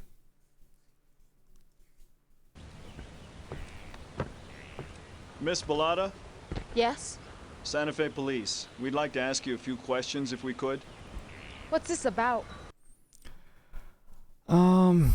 You're an employee of White Buffalo Leather Goods. You're an employee of White Buffalo Leather Goods? Not anymore, I'm not. You mean since it burned down? I mean since I was fired. When was that? A couple of weeks ago, a little more maybe. Randa Tasker fired you? She's the boss. Give you a reason? Oh, she gave me a reason, all right. She accused me of stealing inventory, but that's a lie. She's been acting all strange recently and saw that I had begun to notice. She didn't want me around anymore, so she came up with an excuse to fire me. You say she was acting strangely? You say she was acting strangely? Nervous, tense, on edge. Any idea why? No, not really. She's been all desperate for money, though, even more so than usual. I noticed that. She was trying to get rid of some of the stuff that she owned, but why would that be? Seemed like she was rich. Do you know anything about how the fire got started? Know anything about how the fire got started? I've got my idea about it, yeah. I think Granda did it for the insurance money. She claimed a lot more stuff got burned than really did. You know anything about Randa's disappearance? You know anything about Randa Tasker's disappearance? Late Tuesday, early Wednesday morning? No. You know why someone might want to harm her? You want to know the truth? She was a raging bitch. Treated people like dirt. You remember where you were Tuesday night, around midnight? You remember where you were Tuesday night around midnight? I was on the road to Albuquerque. Got in around 1 in the morning. Ask my sister if you don't believe me. Thanks for the suggestion. Well, that should wrap up day 3. I'm not going to bother even with the alibi verification. But let's go here. White Buffalo arson report. The fire's cause was definitely suspicious. The SFPD notified the downtown fire department after receiving reports of smoke in the White Buffalo from the cafe down the street. The report shows that the disposal of rags soaked in quicklime, glycerin, and potassium permanganate caused the fire, which oxidized and combust spontaneously. Also, the sprinklers didn't initially work because the water in the building was turned off. Supposedly, the plumbing had to be fixed. The damage to the building was substantial: telephone lines, the walls, and ceiling. The insurance company representatives examined the damage yesterday, and they plan to continue today.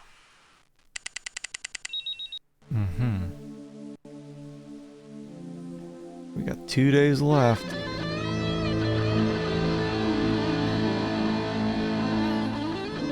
I still don't have a clear idea who it could be.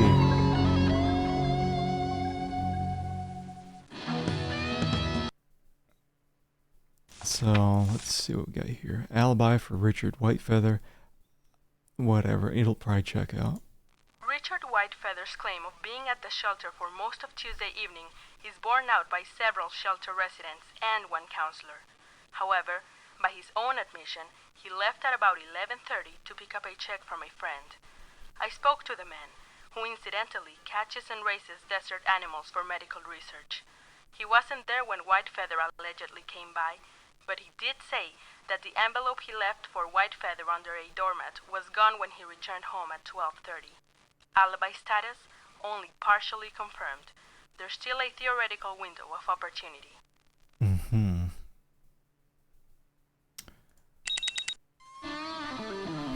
Uh-oh. Dios mío, he's dead! Imposible. What? I can't believe it. This case is much deeper than I expected. Wait, the chief's coming on. I thought the chief was dead. Well, they just found Martin Tasker's body at the construction site out at 7 Arrows. Murdered. Initial indication is some kind of blunt force trauma to the head. George Vesco, the project manager, found Tasker when he arrived for work this morning. It looks like he was rendezvousing with his wife's kidnapper. They found this note on the ground next to him. Best guess is he made the cash payoff and the kidnapper smoked him to eliminate any witnesses. Or maybe he never came up with the do-re-mi. The sooner you get out there and check out the crime scene, the sooner we get the body into the autopsy room. Well. The ransom note found at the scene had only one set of fingerprints on it, and those belonged to George Vesco. If you want to take a look at the note, it's in the evidence file of your PDA.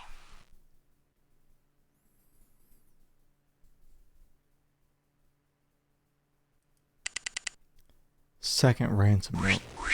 Okay. I want to see... If you want to see your wife alive, bring $200,000 in cash to 7 Arrows at 2 a.m. Come alone. Tell the police and... The dies. Or she dies. The dies.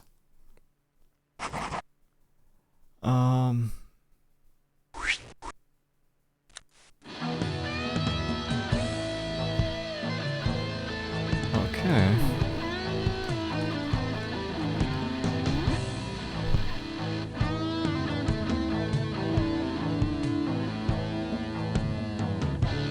Okay, so at White Buffalo, there should be the insurance people.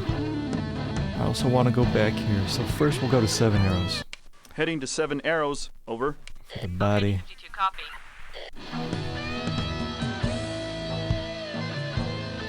Jeez, that fucking music.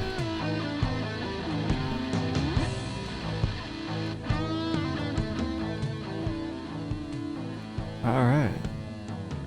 Well, here's some body.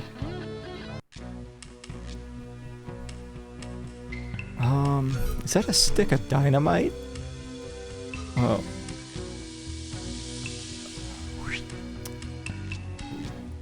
Rope loop.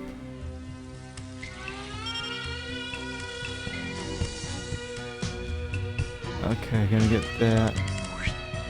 Take that photo. Some gloves.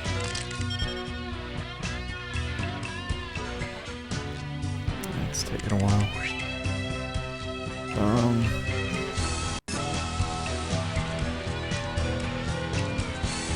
Hold on, what?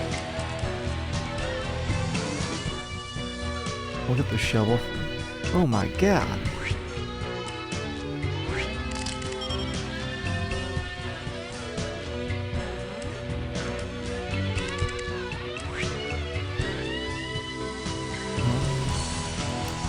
Gracious. Like, holy shit. Like, what is with the fucking music? Out of control. So, let's see here. Ew. So there's a lot of evidence being processed right now. Which is painful because, you know, we have that limited amount of time and we have to wait.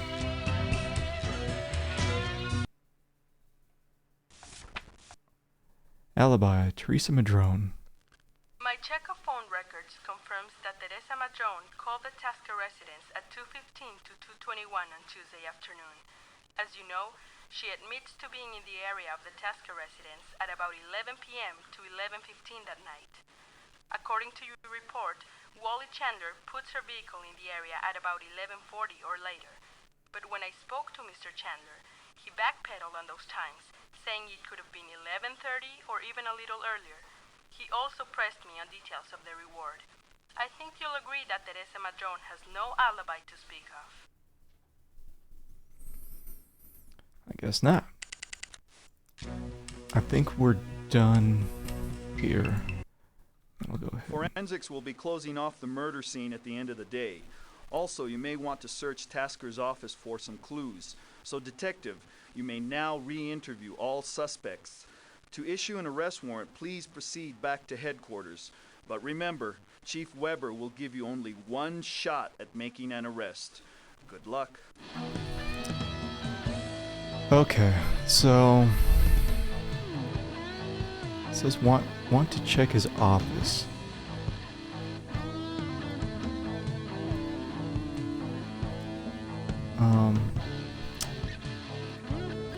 Crank this back up.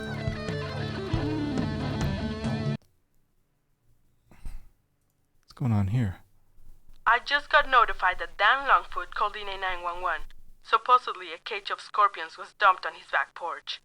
Also, I wanted to let you know that the chief has requested that you ask questions directly and that I give you alibis for the re-interviews priority. Buena suerte. Forensics rope loop. Your buddy Graham Haggerty called me. That rope loop is used in barns to lead horses, and also by vets and shoers. I found some horsehairs embedded in the rope fibers, but unless you want to test every horse in the area for DNA, I'm afraid it's not going to be of much help. Abrasion marks on one wrist are consistent with the twitch being used to move the body, or to hold the victim during injection. Huh.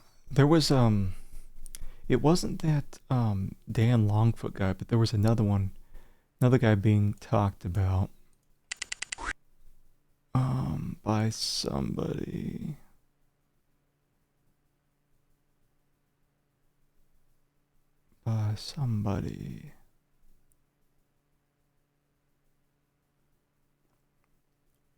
Richard Whitefeather?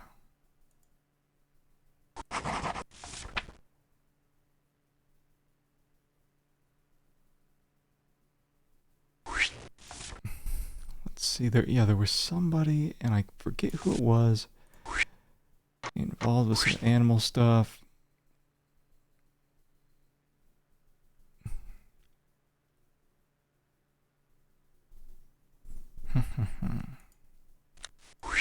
Evidence, we're still waiting on the evidence for this stuff. So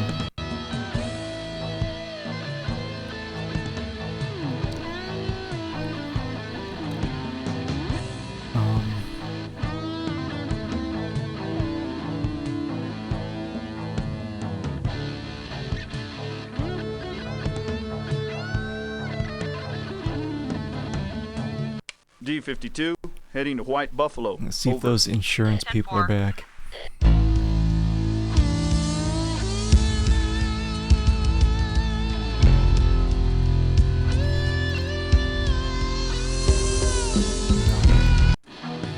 Jeez, it's so loud. It's like they turned up the volume today or something. And I don't think it's the... Let me turn down the MIDI sound. It's not that.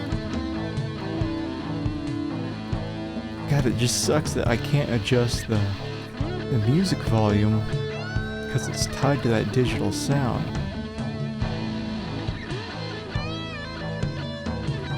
D52, proceeding to Tasker Estate. Over. Uh-huh. Copy that, D52.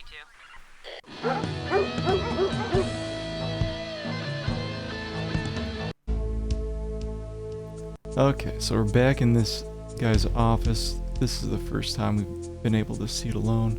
I guess it's hard, or it's just a CD drive. Whatever. Dear Martin, per your instructions, I've set a meeting for next Saturday morning to discuss changing the terms of your will and living trust. Uh-huh.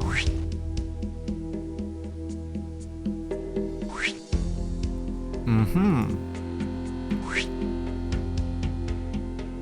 What's going on here? Marty, Juan. I don't know how many times I have to tell you. I don't want that pissant McClafferty calling my home. I told you I didn't want any middlemen involved. If he calls me again, there's gonna be hell to pay. Marty, it's me. I'm alive, but I don't know how much longer I will be. I'm being kept tied up, and I don't even know who's doing this. I guess they drugged me.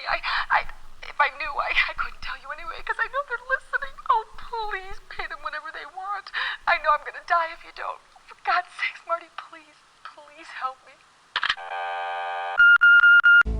That sounds like some made-up bullshit.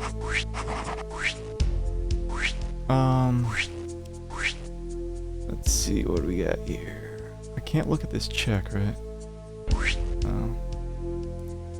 What do we got going here? Tasker Industries. Dear Thomas, by Friday you'll have received 2 additional sums from M, which are to be funneled through your private corporation, then transferred to the 7 Arrows Holding. I appreciate your coordinating this with bank officials. 86 this note for obvious reasons. McClafferty.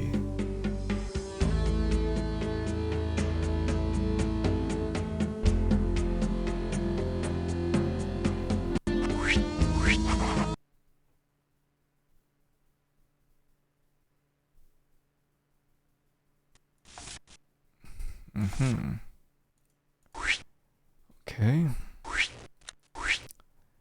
Said something about M. It can't be Manuel. Mark Kennedy. Or Madrone.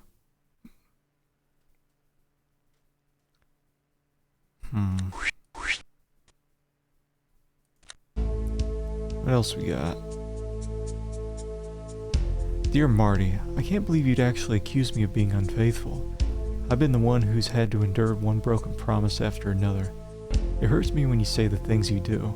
If you truly love me, you'll show it. All my love, Teresa.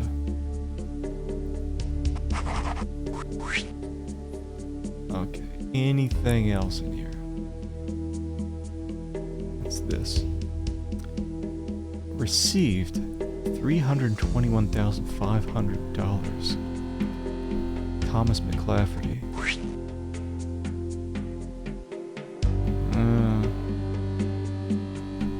Prenuptial agreement.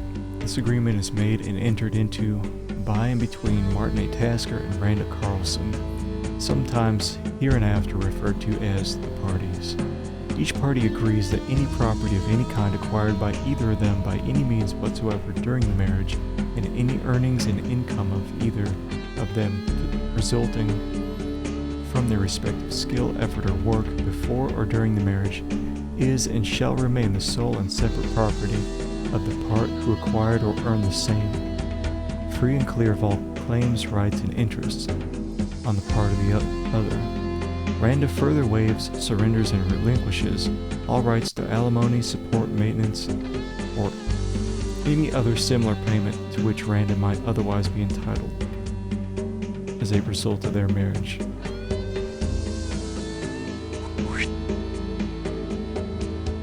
Well, I think we're done here, right?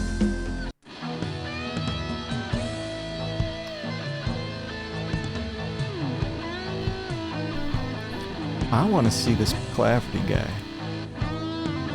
He's fucking around.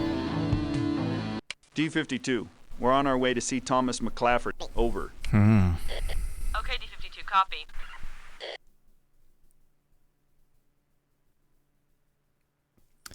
Okay, so disc 2 should be in there. Last time it took like half a minute.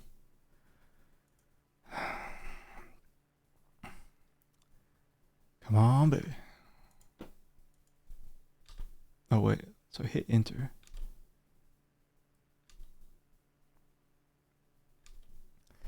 Come on. Just give me a second. It'll work. It'll work out just fine. I just don't want to be hopping in between disc 1 and 2.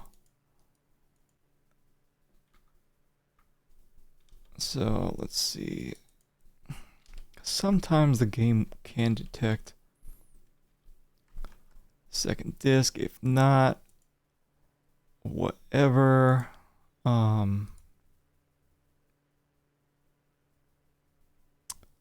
Let's see here.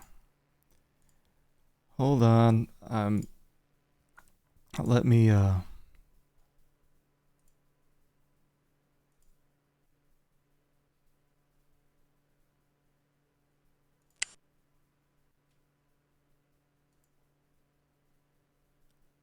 see. Try it one more time. Don't worry, I'm getting there. Please don't explode. As I change my absolutely legitimate disc here.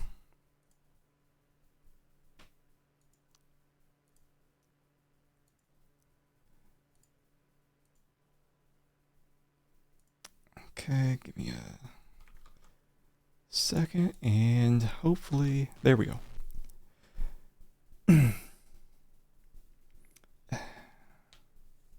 Alright, so no one can remember you at the Mesa Cafe between 11:15 and 12. Yeah, it's true. I wasn't there the whole time. I was drunk. I was upset at seeing Randa so happy with Martin. I took a long walk trying to figure out how to win her. It was a stupid fantasizing. There's no way I could have acted on it. I knew I couldn't bite the hand that feeds me. Life is unfair sometimes.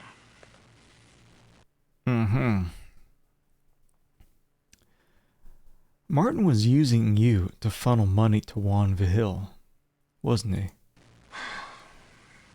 All right, yes, I kept my mouth shut to protect Martin as much as myself. Look, I was trying to do a favor for a man that I've been indebted to for some time. Martin, I mean. What did you get out of the deal? Well, of course there was some compensation. I mean, it was only fair considering the risk I was taking. Where were you when Martin was killed? Between 1 and 3 a.m. Well, nowhere near 7 Arrows, if that's the implication. But I know I took a late drive to the local Alsops. But by 1, I'm sure I was back home. Okay. I've got some more evidence. Alibi 2, Thomas McClafferty. The convenience store owner confirms that McClafferty was there at about 12:45 a.m., but that doesn't account for his whereabouts at the critical time of 2 a.m. Okay.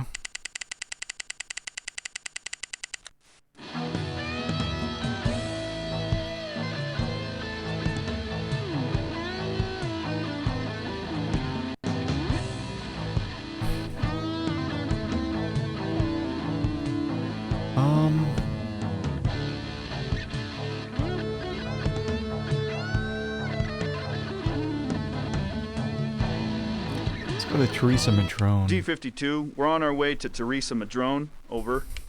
Copy that.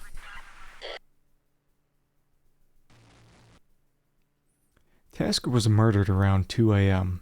Where were you then? I was with a gentleman friend, Juan Vigil. I spent the night there. She was banging Juan? I thought you were getting together with Martin. How serious was your relationship with Martin Tasker? Okay, I'm going to be straight with you. But you have to understand that I have nothing to do with anything that happened with Randa or Martin. I went to Randa. We struck a deal. I disappear from Martin's life for a small fee. 50,000. Mm-hmm. She told me that she had to find a way to come up with the money without having to go to Martin. She paid me the first installment of $25,000. That is the truth. So help me God. Did Randa have any other secrets she was keeping from Martin? She let her guard down and gave in to Tom's advances. Dr. McClafferty. She didn't love him, but if Martin would have found out, he would have tossed her. That is the only thing I held over her head. I agreed to keep my mouth shut about that and give up any claims on Martin. Okay. And what do we got here? Alibi 2, Teresa Madrone. Juan Vigil's maid confirms that Teresa Madrone was at the house all night. But maybe both of them are being intimidated by a very powerful man, Senor Vigil. Tread lightly is my advice. Mm-hmm. Hey, how's it going? Welcome on in.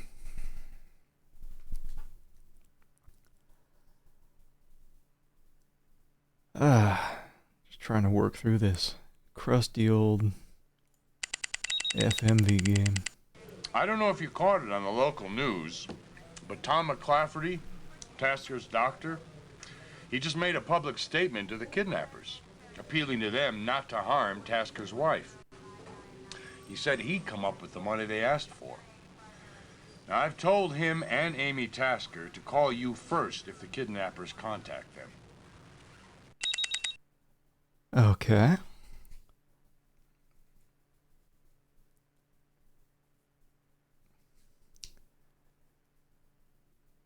I think so. This is the second of the Santa Fe Mysteries series, and the last, and probably one of the later FMV games of the mid-90s. It's like some guy's wife got kidnapped, or supposedly got kidnapped, and we're just trying to figure out who did it. The guy's wife, or the wife's husband, just got murdered. So we're given 5 days to figure out who done it, before we run out of time. And every time we do some kind of action, it costs us a bit of time, so there is a possibility of a game over without figuring stuff out. It's an alright game. But like a 5 out of 10. But didn't want to play this because I did play the first a couple months ago, and I haven't seen anyone stream this ever. So anyway, yeah, the game's just about going around getting people's alibis, checking evidence, things like that, and then trying to point at who did the kidnapping. And it's not randomized at the end, so I guess once you play through the game once, not much replay value. So, yeah, plenty of people stream DOS games.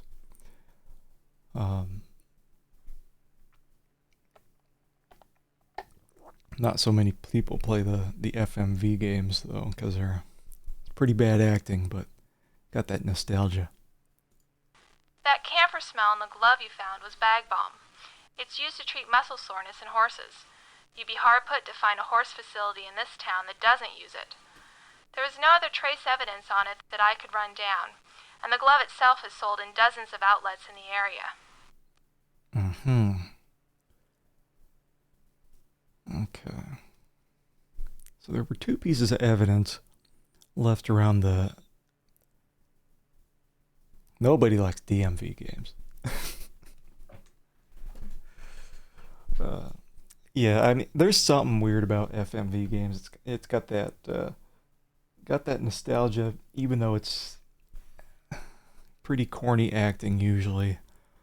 I like them. Like, some of the games are pretty fun. I think definitely near the top was one I just finished up recently, which was Spycraft, the great game. And another one I like was Gabriel Knight 2. But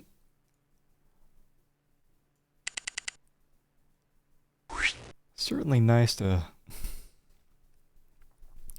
have these where it's... I mean, the DMV games. No one likes going there. Phone records confirm that a call was placed from Mark Kennedy's home to London between 11:35 and 12:42 on the night in question. I'm pretty sure we're gonna run out of time. But we'll... God, that music's so loud.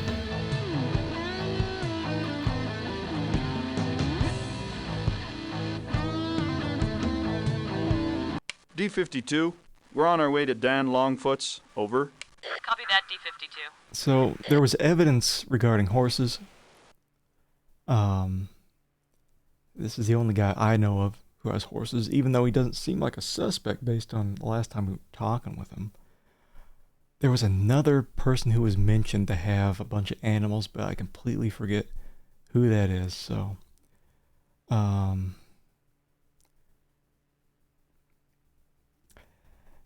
Yeah, so it's really about...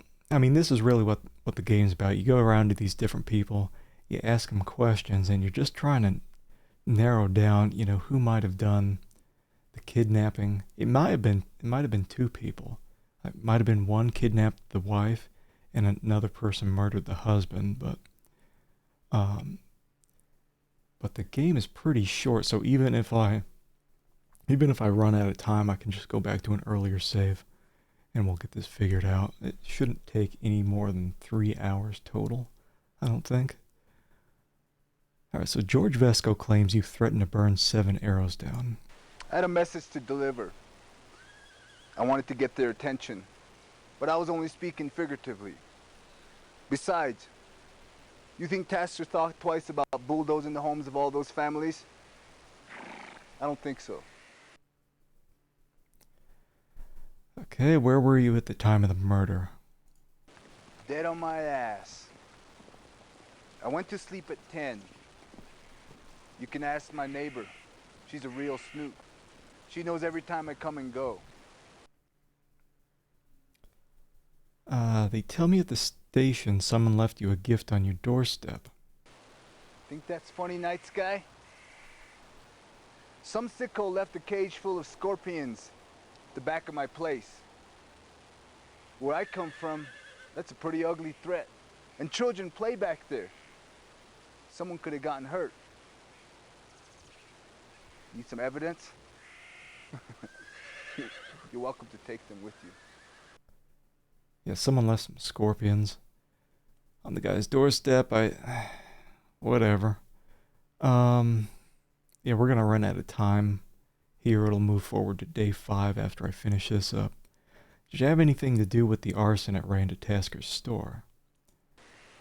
Jesus! What am I, you all-purpose suspect? Jeez. Listen, if you want my scalp, Night Sky, you're gonna have to work for it. My beef was with Martin Tasker. And no, I wasn't the one who killed him. I assume that's where you're going with all this stuff? Bye. Whatever. You missed it, but he smiled right before I exited out of that. So, I don't think this guy did it. I think someone took his horse stuff to try to frame him for this. Alibi 2. Unable to corroborate Longfoot's alibi, a neighbor does recall seeing his lights go out around 10:15, which approximates his claim that he went to bed at that hour, and she can't remember hearing anything from his unit after that. Of course, that could also mean he went out and didn't get home until very late. That's so bad. Like, all of these interviews is like, well, doesn't really have an alibi. There's not really any evidence. So this is the last day.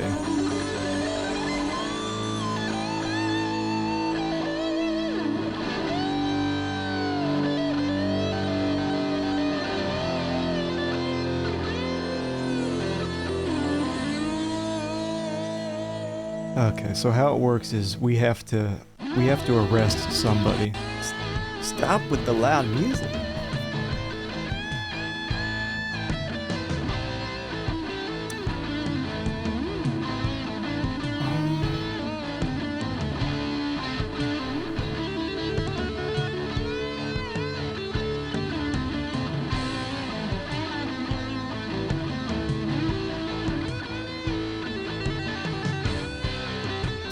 Heading to 7 Arrows, over.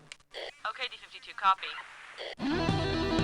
Hold on, let me turn this garbage down. Jesus. I don't know, just playing it just for fun. Yeah, I really wish they would have separated out the music from the voices, but unfortunately it's on the same track. So before any kind of interview, I've gotta turn it back up. So yeah, this one I just wanted to play through because I just wrapped up a game that was a bit longer, and I knew this would take just one quick stream. And I'd been wanting to play it for a while now. Even though I see all the reviews, it's like 4 or 5 out of 10. Whatever. You're not gonna see any. Find me a 10 out of 10 FMV game from back in the day. I don't think you can find one. Let's see here. Alright, so I gotta crank this up. Gonna talk with this George Vesco guy.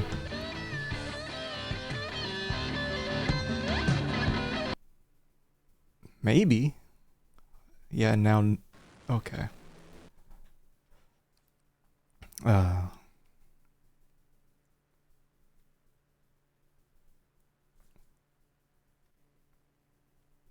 Is that a newer FMV game? I guess one of the newer ones that I like was it called Contradiction? Came out a few years ago. I don't know, 5, 6 years ago.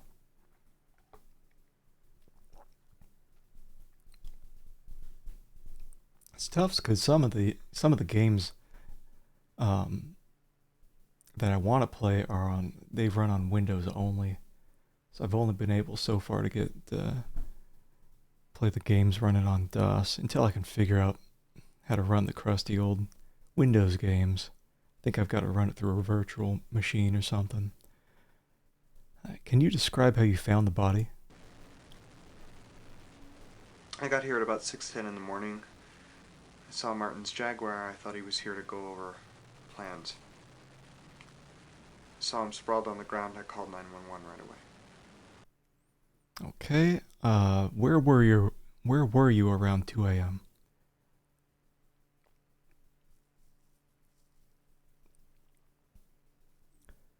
Yeah, I forget what I used. If there's 16 bits. Do you use a virtual machine or?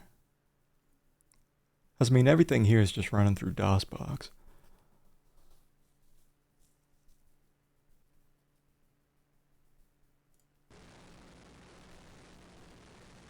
I went to bed early last night. I woke up around 2. I took the dog for a walk around the block. When I got back, I took a sleeping pill and finally went to sleep around 3.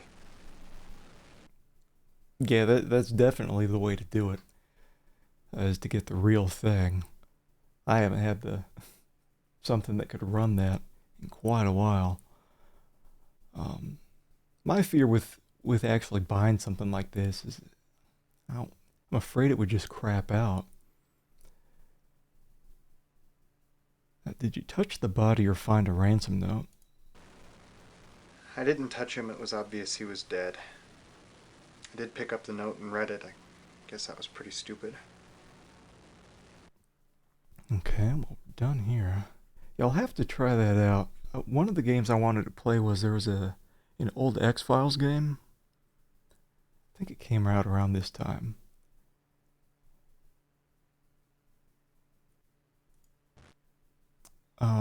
Alright, let's got some more evidence. Alibi for George Vesco. A neighbor across the street from Vesco's home confirms that he took a walk around 2:10 in the morning. They noticed someone on the street at that hour and were initially concerned it might be a prowler. They recognized Vesco walking his dog on closer inspection and were quite relieved.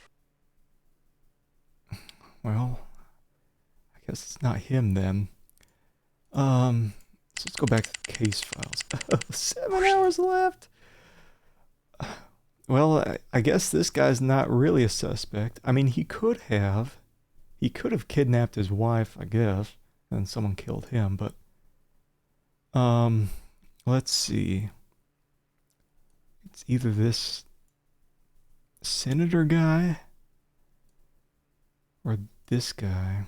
When the lady was kidnapped, we had a forensics test done on her robe, and there was some kind of fiber, some like camel, mole hair, whatever fiber that they found, and they said it was related to fancy suits. So I think it may be one of these guys. I don't think it's this angry Dan Longfoot. In the last game, everyone was blaming everything on him in that game too. Might be this lady. She might have been trying to get some money out of her.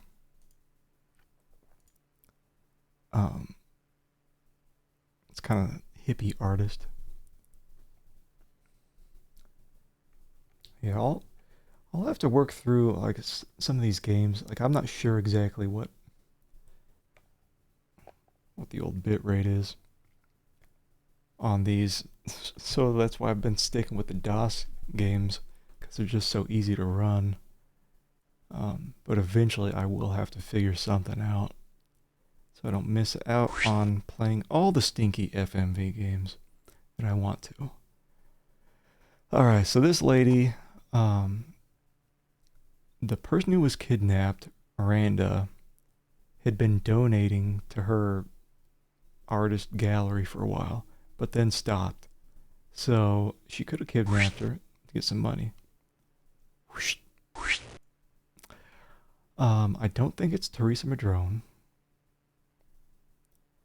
I think this Thomas McClafferty provided the tranquilizer, or maybe he didn't. I don't know, because they mentioned it was enough to knock out a horse. Now I know that's just a saying, but maybe it was someone who had like vet stuff.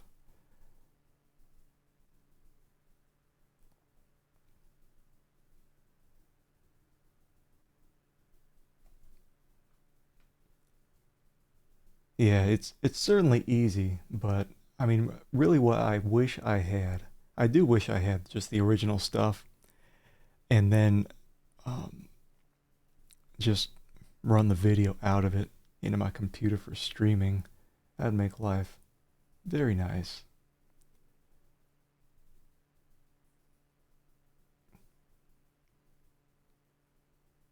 Yeah, I think I saw that when I was trying to test out an emulator.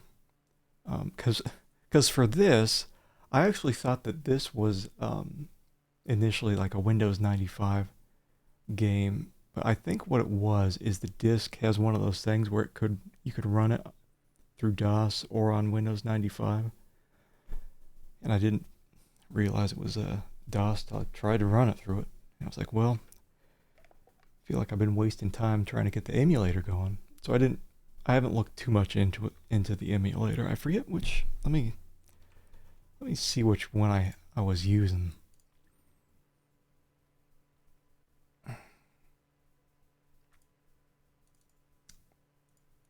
Oh, I don't remember. Is it VirtualBox? Is that what it's called?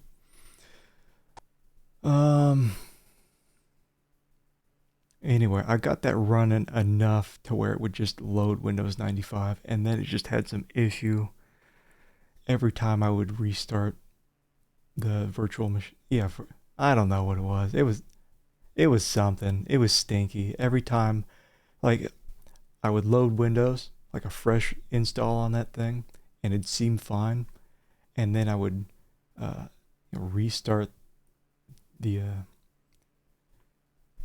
thing, and it'd be like, oh, I'm missing files, and I saw it was like a common issue. So I'll figure it out some other time when I have the patience. My head was exploding. Oh wait, did I freeze here?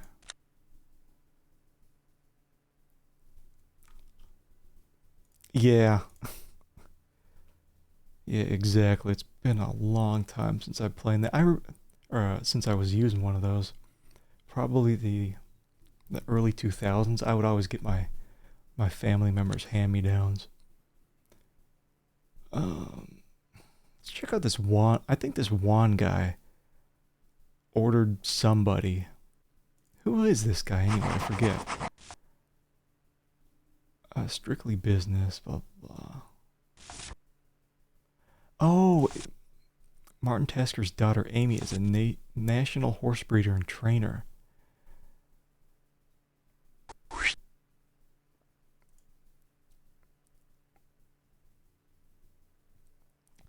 Yeah, I set it up.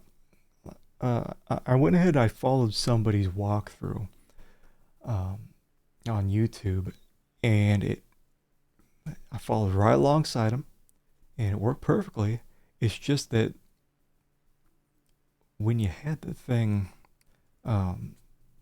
restart, when you had the emulator restart, it said something like I don't know, file size didn't match up or something weird, and it kept going to this I forget what it was. It was some kind of, it was not the blue screen, but it was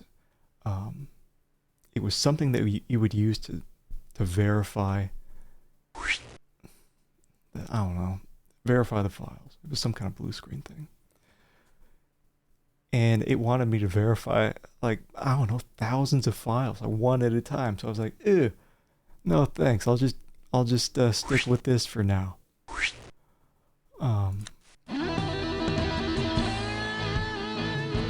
Let's check out her. We're on our way to see Amy Tasker. Over. Copy that, D-52. Yeah, I'll have to check that out. Amy Tasker? Police. I was wondering when you'd show up. You were expecting us? Well, my stepmother's been kidnapped, right? Unless, of course, this is all some hoax Randa cooked up to get my father's attention, limited as it is. Apparently you don't think very highly of them. Well, now, you're a real master of understatement. Look, the way those two live their lives, riding roughshod over everybody who gets in their way, something violent or ugly was bound to happen sooner or later. Oh, you know what I think it is? So Randa, the kidnapped wife, we went into Martin, the dead husband, we went into his office, and there was a prenuptial agreement basically saying that she wouldn't get anything if they split up. but there was some kind of life insurance policy. So she would have probably gotten that. So maybe she faked her own kidnapping and is trying to blame it on the daughter who has access to all this horse stuff that was left at the scene of the murder. How long you been? Unfortunately, it's one of these games where you don't have the time to ask everything. If you notice, if I'm hovering over that, it costs 15 minutes for a simple one-sentence question. I'd like to know your whereabouts on the night Randa disappeared. I'd like to know your whereabouts on the night Randa disappeared. Well, let's see. I rented Lawrence of Arabia. I came home, watched it.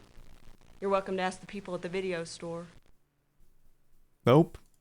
Thanks for your time, Miss Tasker. We'll be in touch. How reassuring.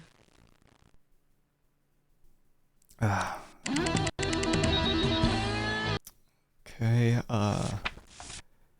alibi, Andrew Grissom. Andrew Grissom's claim that he left the Mesa Cafe, drove home, and then called his financial advisor in Albuquerque was confirmed by phone records. At 11:20 p.m., he called the man in Albuquerque and spoke for 17 minutes. That puts him at home until 11:37. Then Grissom's neighbor and two friends corroborate that they played cards from 11:45 to sometime after 1. There's no way he could have been to and from the Tasker residence, much less abducted anyone in the few minutes that are unaccounted for. His alibi is rock solid. Okay. Forensics on that shovel. The shovel that was used to knock Martin Tasker out was from the construction site. It didn't just knock him out, it killed him. So, whatever.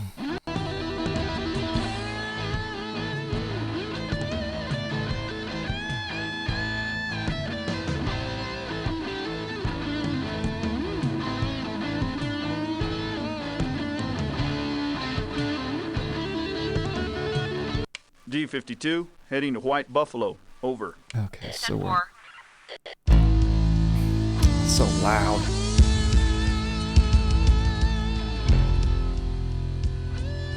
Okay. So we already checked out this place. I wonder why it's probably allowing me to go back here because I missed something. Ooh. I wonder because she's banging this guy, the doctor. And the doctor, I don't know. It's just, it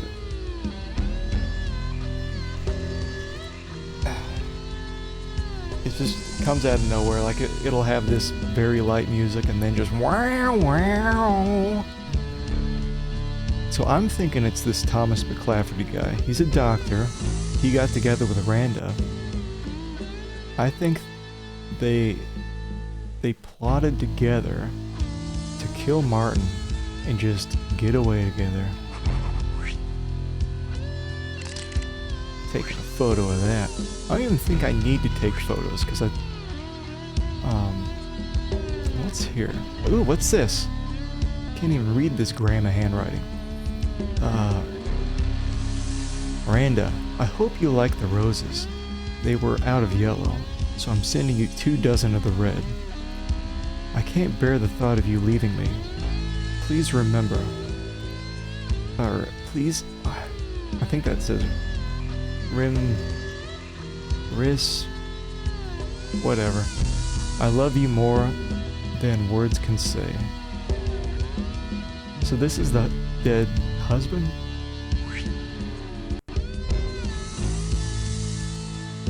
So I think we missed that. What is... That looks like a bottle of pills. This may have been everything. So we looked at everything else before.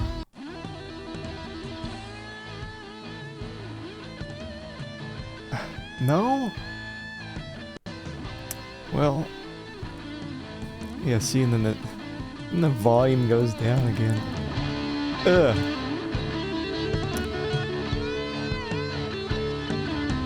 library. D-52 heading to the library. We haven't gone there yet. Okay, D-52, copy.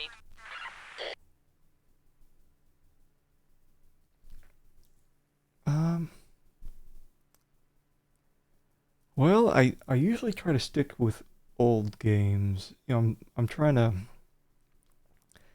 to work out, you know, what kinds of games I want to stick to. I want to stick with crusty old games for the most part.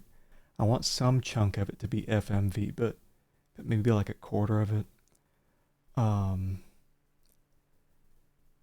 Let's see, what have I played? Put a list of it on the about page on Twitch. I just finished up. Yeah, I just finished up in a little RPG. It was Al-Qadim the Genie's Curse, which is one of those old SSI games, which I guess they published I don't know, at least 100 games like that. After this, I was thinking of playing another one that I used to play a ton of back in the late 90s. It's a Ravenloft Strahd's Possession. So I might play that one after this. So either tomorrow or on Wednesday I'll start that. Rusty. I feel like I've heard that somewhere.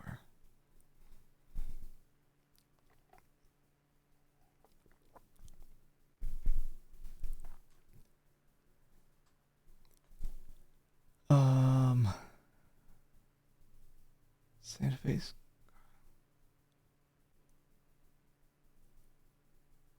I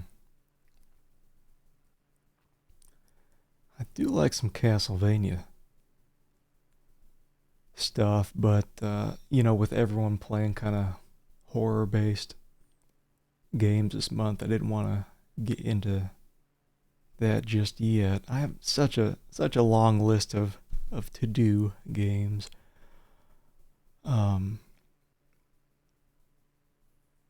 Let's see here. There's nothing worth looking at right here.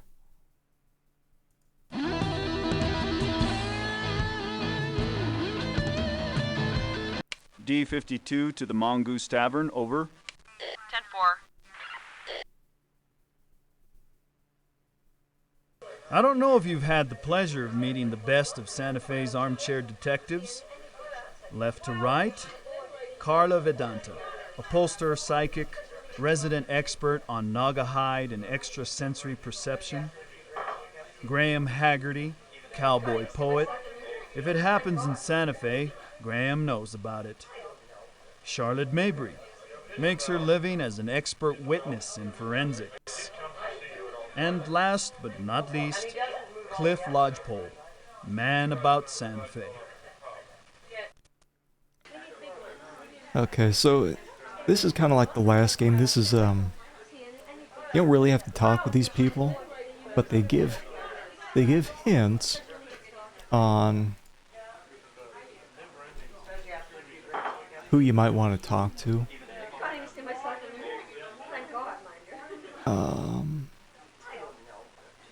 I don't know. I've got the strongest vibe Randa's still alive. I think it's underground. A basement. A storm cellar. Hole in the ground. I'm not sure which. Okay. When a woman disappears from sight and her marriage is a total blight, what seems like foul play might be flagged. Yeah, so what they're hinting at, it does seem like she ran away with the doctor and she wasn't actually kidnapped. I understand there was a hypodermic needle found at the crime scene. Don't look so surprised. I've done enough favors for Wendy over the years, so she's usually a pretty soft touch. You aware that George Vesco's a diabetic? Now, I know it wasn't insulin Wendy found traces of, but a powerful sedative. Obviously, Randa's assailant had to subdue her in a hurry. And Vesco just bought himself a second home. I know the real estate agent that sold it to him. Business must be good. There are more forensics, too. Those trace fibers found on the robe, I think you'll find them consistent with the navy blue jackets all members of the Arroyo Club own. Like Vesco. And Andrew Grissom. Or for that matter, Tasker himself. I still think it's the doctor, which is McClafferty, which they didn't even mention. If I were you, Detective, I'd talk to Walt Chandler. Sells junk out of the back of his truck. Got a little roadside stand at the corner of Los Robos in East Main. He was in the area of the Tasker home on Tuesday night. Apparently, he saw a vehicle pulling away from there at high speed. Oh no.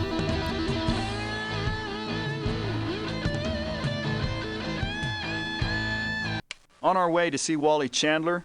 Over. This guy's new. Copy that.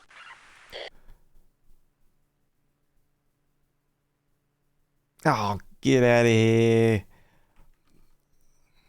Give me a second to insert my completely legitimate disc.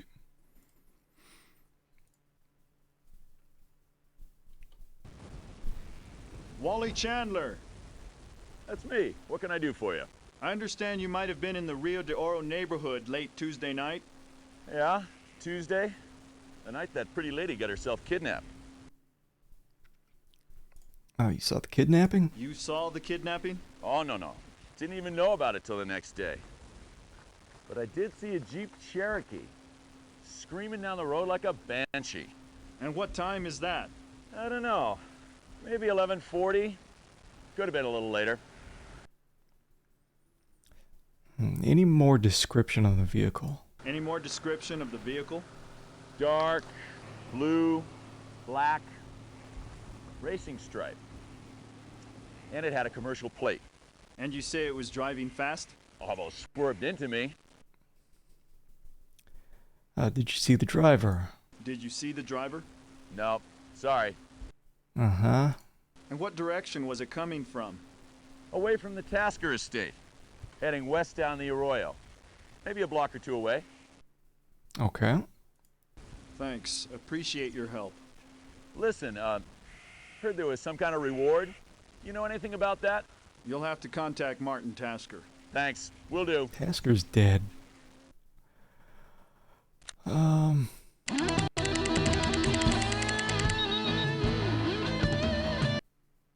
Okay. So coming on down to it, at some point we're just gonna have to point at somebody and say, arrest this guy. Alibi Juan Vigil. Juan Vigil's story that he was with his secretary all evening was confirmed by the woman, and also by a domestic at the house. It strikes me that a powerful man like Montoya could certainly hold sway over these two women, but all three stories are consistent. Abrasions. There were also abrasion marks on the wrist, consistent with the rope device you found at the scene being used to hold the victim during injection, or maybe to drag the body. Okay, well, we have case files. So it might have been this guy.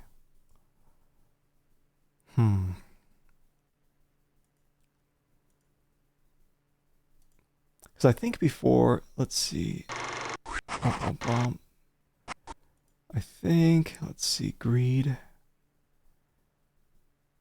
Is it robbery?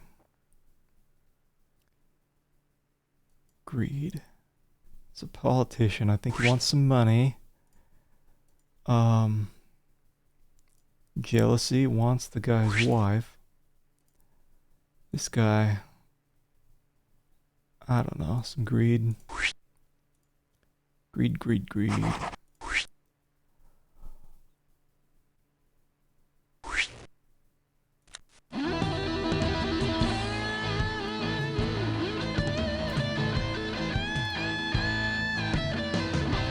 D-52, proceeding to Tasker Estate. Head back over. to the estate. Copy that, D-52.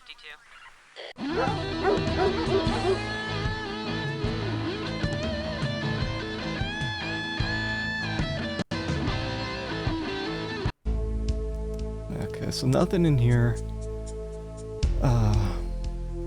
Let's see. I think we already took a picture, right? I think you can, it's weird, I think you can take the same picture again and again. And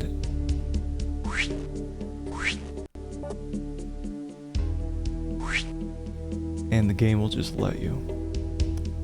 That's cool.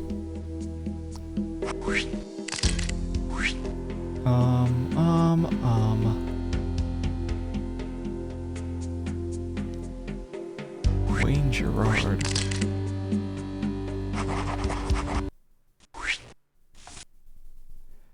And we haven't been able to talk to this guy. Attorney's letter.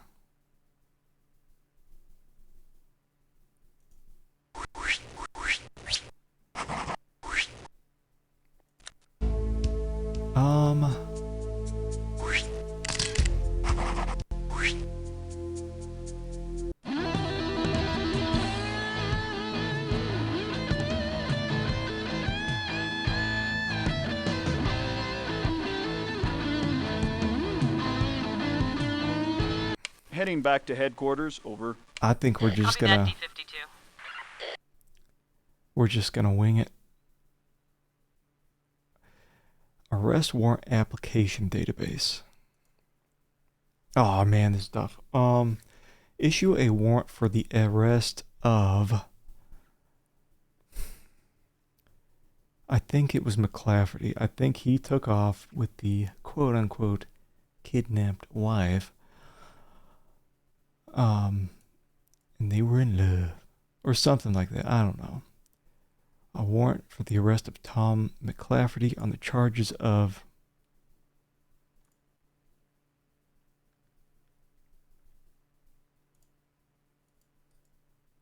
It's like some Clue stuff. He's killed with the rope loop. On the charges of...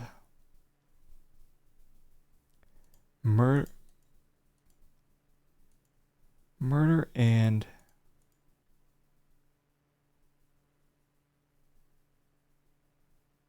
extortion? Hold on. It's first interview alibi. This is verified. Not verified.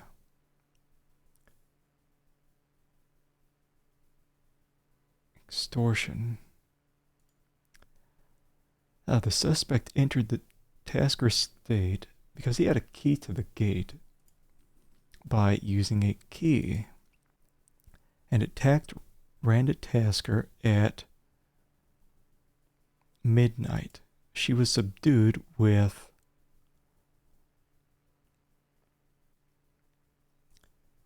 the hypodermic needle with the tranquilizer in it. The suspect met Martin Tasker at 2 a.m. He was killed with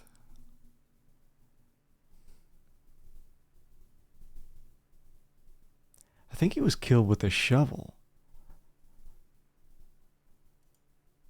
The ransom money was not relevant to the crime. He would have just used that as an excuse to get him there. The suspect's motive for the crime was jealousy. I don't know. Like, see, you have to get every single one of these perfect. Okay. Reason wrong crimes. I think that just ate up 15 minutes too.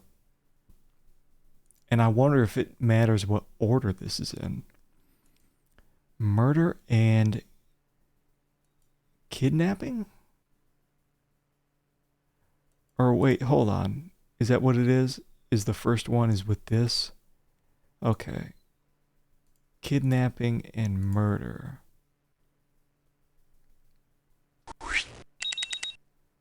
Oh God. Request denied. Not supported by evidence. Second crime. Was it relevant to the crime? Oh boy. Wasn't killed by the rope. Well, killed by...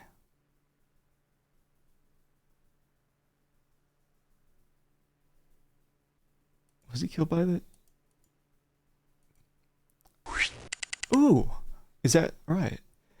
Yeah, I mean, the doctor, he would have just been able to just go around needling people. Is this right? Because I think what the game does is it allows you to falsely accuse people even if you get the warrant correct. Ew. Okay.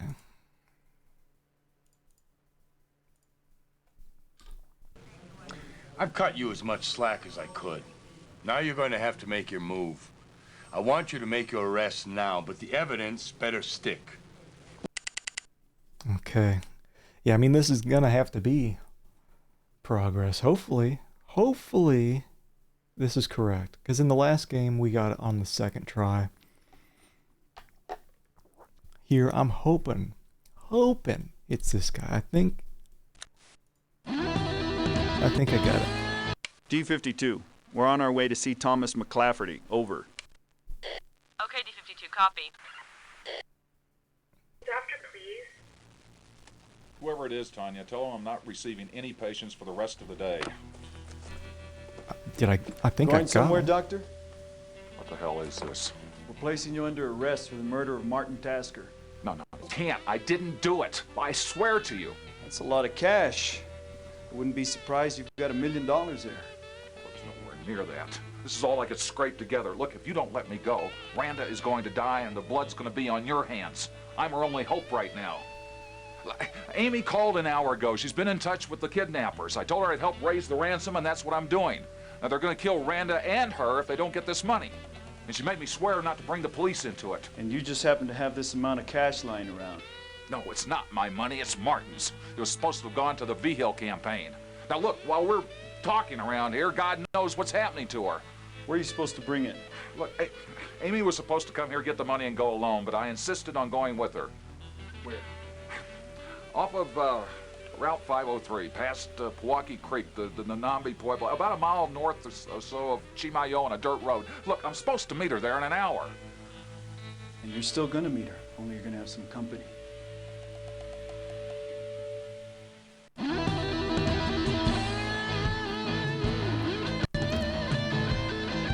Is that correct then? Because it sounds like it's the wrong guy, but the correct path.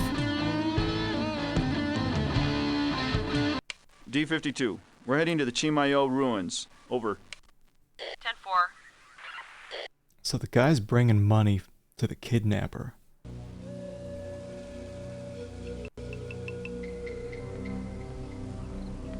Apparently. This is where she said to meet her? Yeah, I'm sure of it. We're just early, that's all.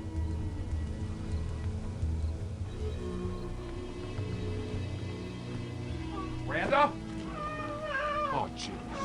Randa, get you out of here. Easy now. So who's the real kidnapper? Not quite. Hand me the money, Tom. Amy, put the gun down. Give me the bag, Tom, or I'll use this, so help me God. You're under arrest for murdering your father and the kidnapping of Randa Tasker. Never were any kidnappers, were there? It was you. It was you all along, Amy. Why? How could you do it? He never gave a damn about me. Or my mother. You have the right to remain silent. Anything you say can and will be used against you in a court of law. You have the right to talk to a lawyer and have him present with you while you are being questioned. Yeah, real gun, but didn't do enough effort when it came to the Amy bullet knew she wound. would never see a dime from her father, and couldn't bear to see Randa live like a queen, not after what happened to her mother. So she decided to kidnap Randa and make it look like Martin was behind it. She drove Randa to Chimayo and hid her in a pueblo. When her father showed up at Seven Arrows without the money and threatened to turn her in, she had no choice but to kill him. Trying to make it look like Dan Longfoot had executed Tasker in an Indian ritual, Amy used scorpion venom and then left scorpions at Longfoot's residence. She then tried to get the money from Tom, who she knew was in love with Randa and wouldn't let her die. It almost worked. The completed lodge of the expanded Seven Arrows ski area opened 2 weeks after Amy Tasker entered New Mexico State Prison.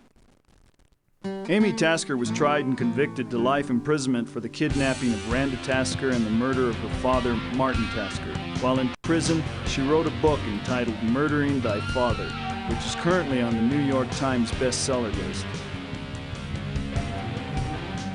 Christine Bellata was tried for the arson fire at the White Buffalo leather goods store, but was acquitted for lack of evidence. Bellata and George Vesco met during the investigation and are planning to marry but have not set a date. George Vesco, now running Seven Arrows, continues to fight rumors of embezzling and just bought a new home in the affluent Tecate section of Santa Fe. Randa Tasker recovered from her injuries and severe dehydration and married Dr. Thomas McClafferty 3 months after her husband's funeral. They divorced 6 months later, citing irreconcilable differences. Teresa Madrone sued Juan Vigil for sexual harassment, thus ending his political career. Uh-huh. Very, very nice work, you two. Thank you. There's nothing I like better than telling those pit hens at the Bureau that their services won't be needed. You made me look good. But hell, that's your job.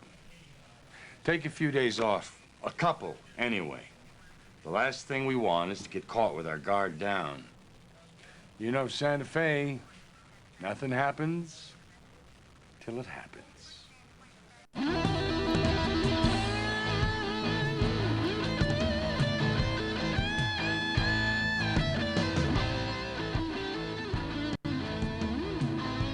Yeah, well, thanks for hanging with me.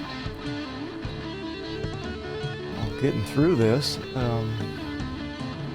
Yeah, pretty short game, and unfortunately, there's no kind of randomness to who did what, as far as I can tell. So, usually when it comes to games like that, it would be a long, long time till I play this again. Yeah, so what happened was, at the very beginning, this lady got kidnapped. Yeah, the lady got kidnapped. The husband was alive at that point, and we were trying to track down the kidnapper. And you just talk to everybody in the town, and most people you talk to, they're completely irrelevant to the story. I didn't even talk to the killer, that Amy, who was the murdered guy's daughter. I didn't talk to her until day 5, I think. There's one thing I didn't like about both of these Santa Fe Mysteries games, is it's just like, it could be anyone. Could be anyone. You saw that, even though I thought it was the doctor, I thought it was the doctor who, like, faked her kidnapping, killed the guy, and then they were gonna run off together. I had no clue it was gonna... I had to correctly try to arrest this doctor, even though he didn't do anything. And then the daughter just pops in out of nowhere, and then she fakes like she's getting shot in the arm. They couldn't even afford the blood for the arm.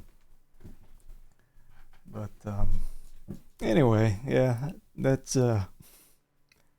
I would probably agree with the reviews. It's probably like 4 or 5 out of 10.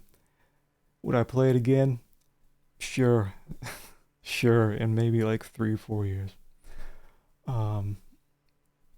It wasn't that bad, but definitely the last FMV game I played, Spycraft, that was definitely one of the better FMV games that I've played.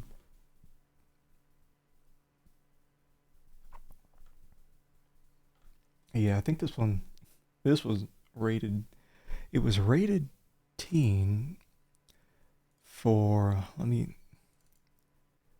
see if I can,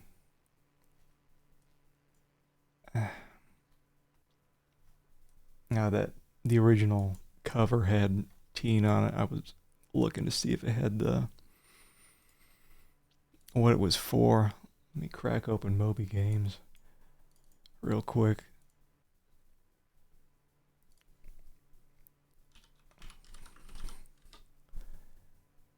See if I can look at the back cover.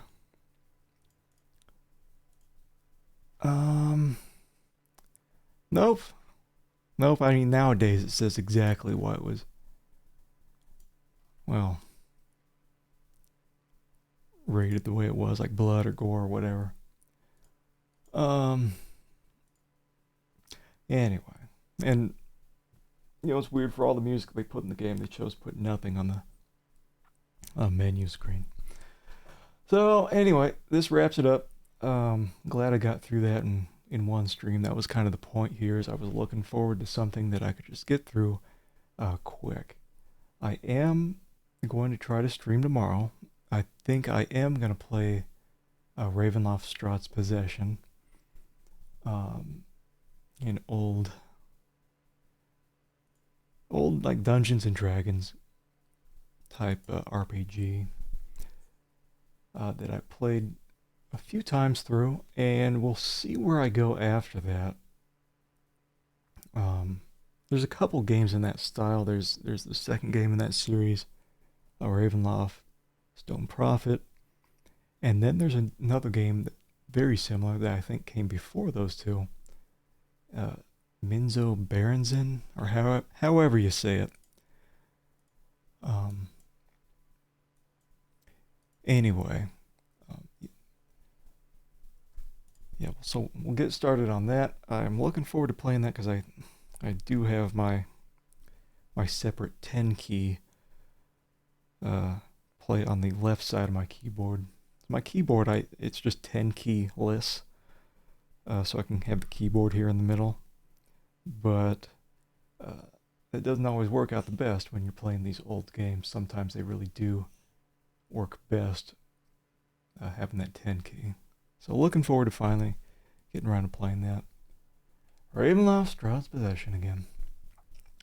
Anyway, again, thanks for hanging with me. I usually play about 12 to 3 p.m. Pacific time on the weekends and Wednesday. Sometimes I'll take a day off, but usually 2 or 3 days a week. Anyway, I will catch you later. So have a good one. Bye.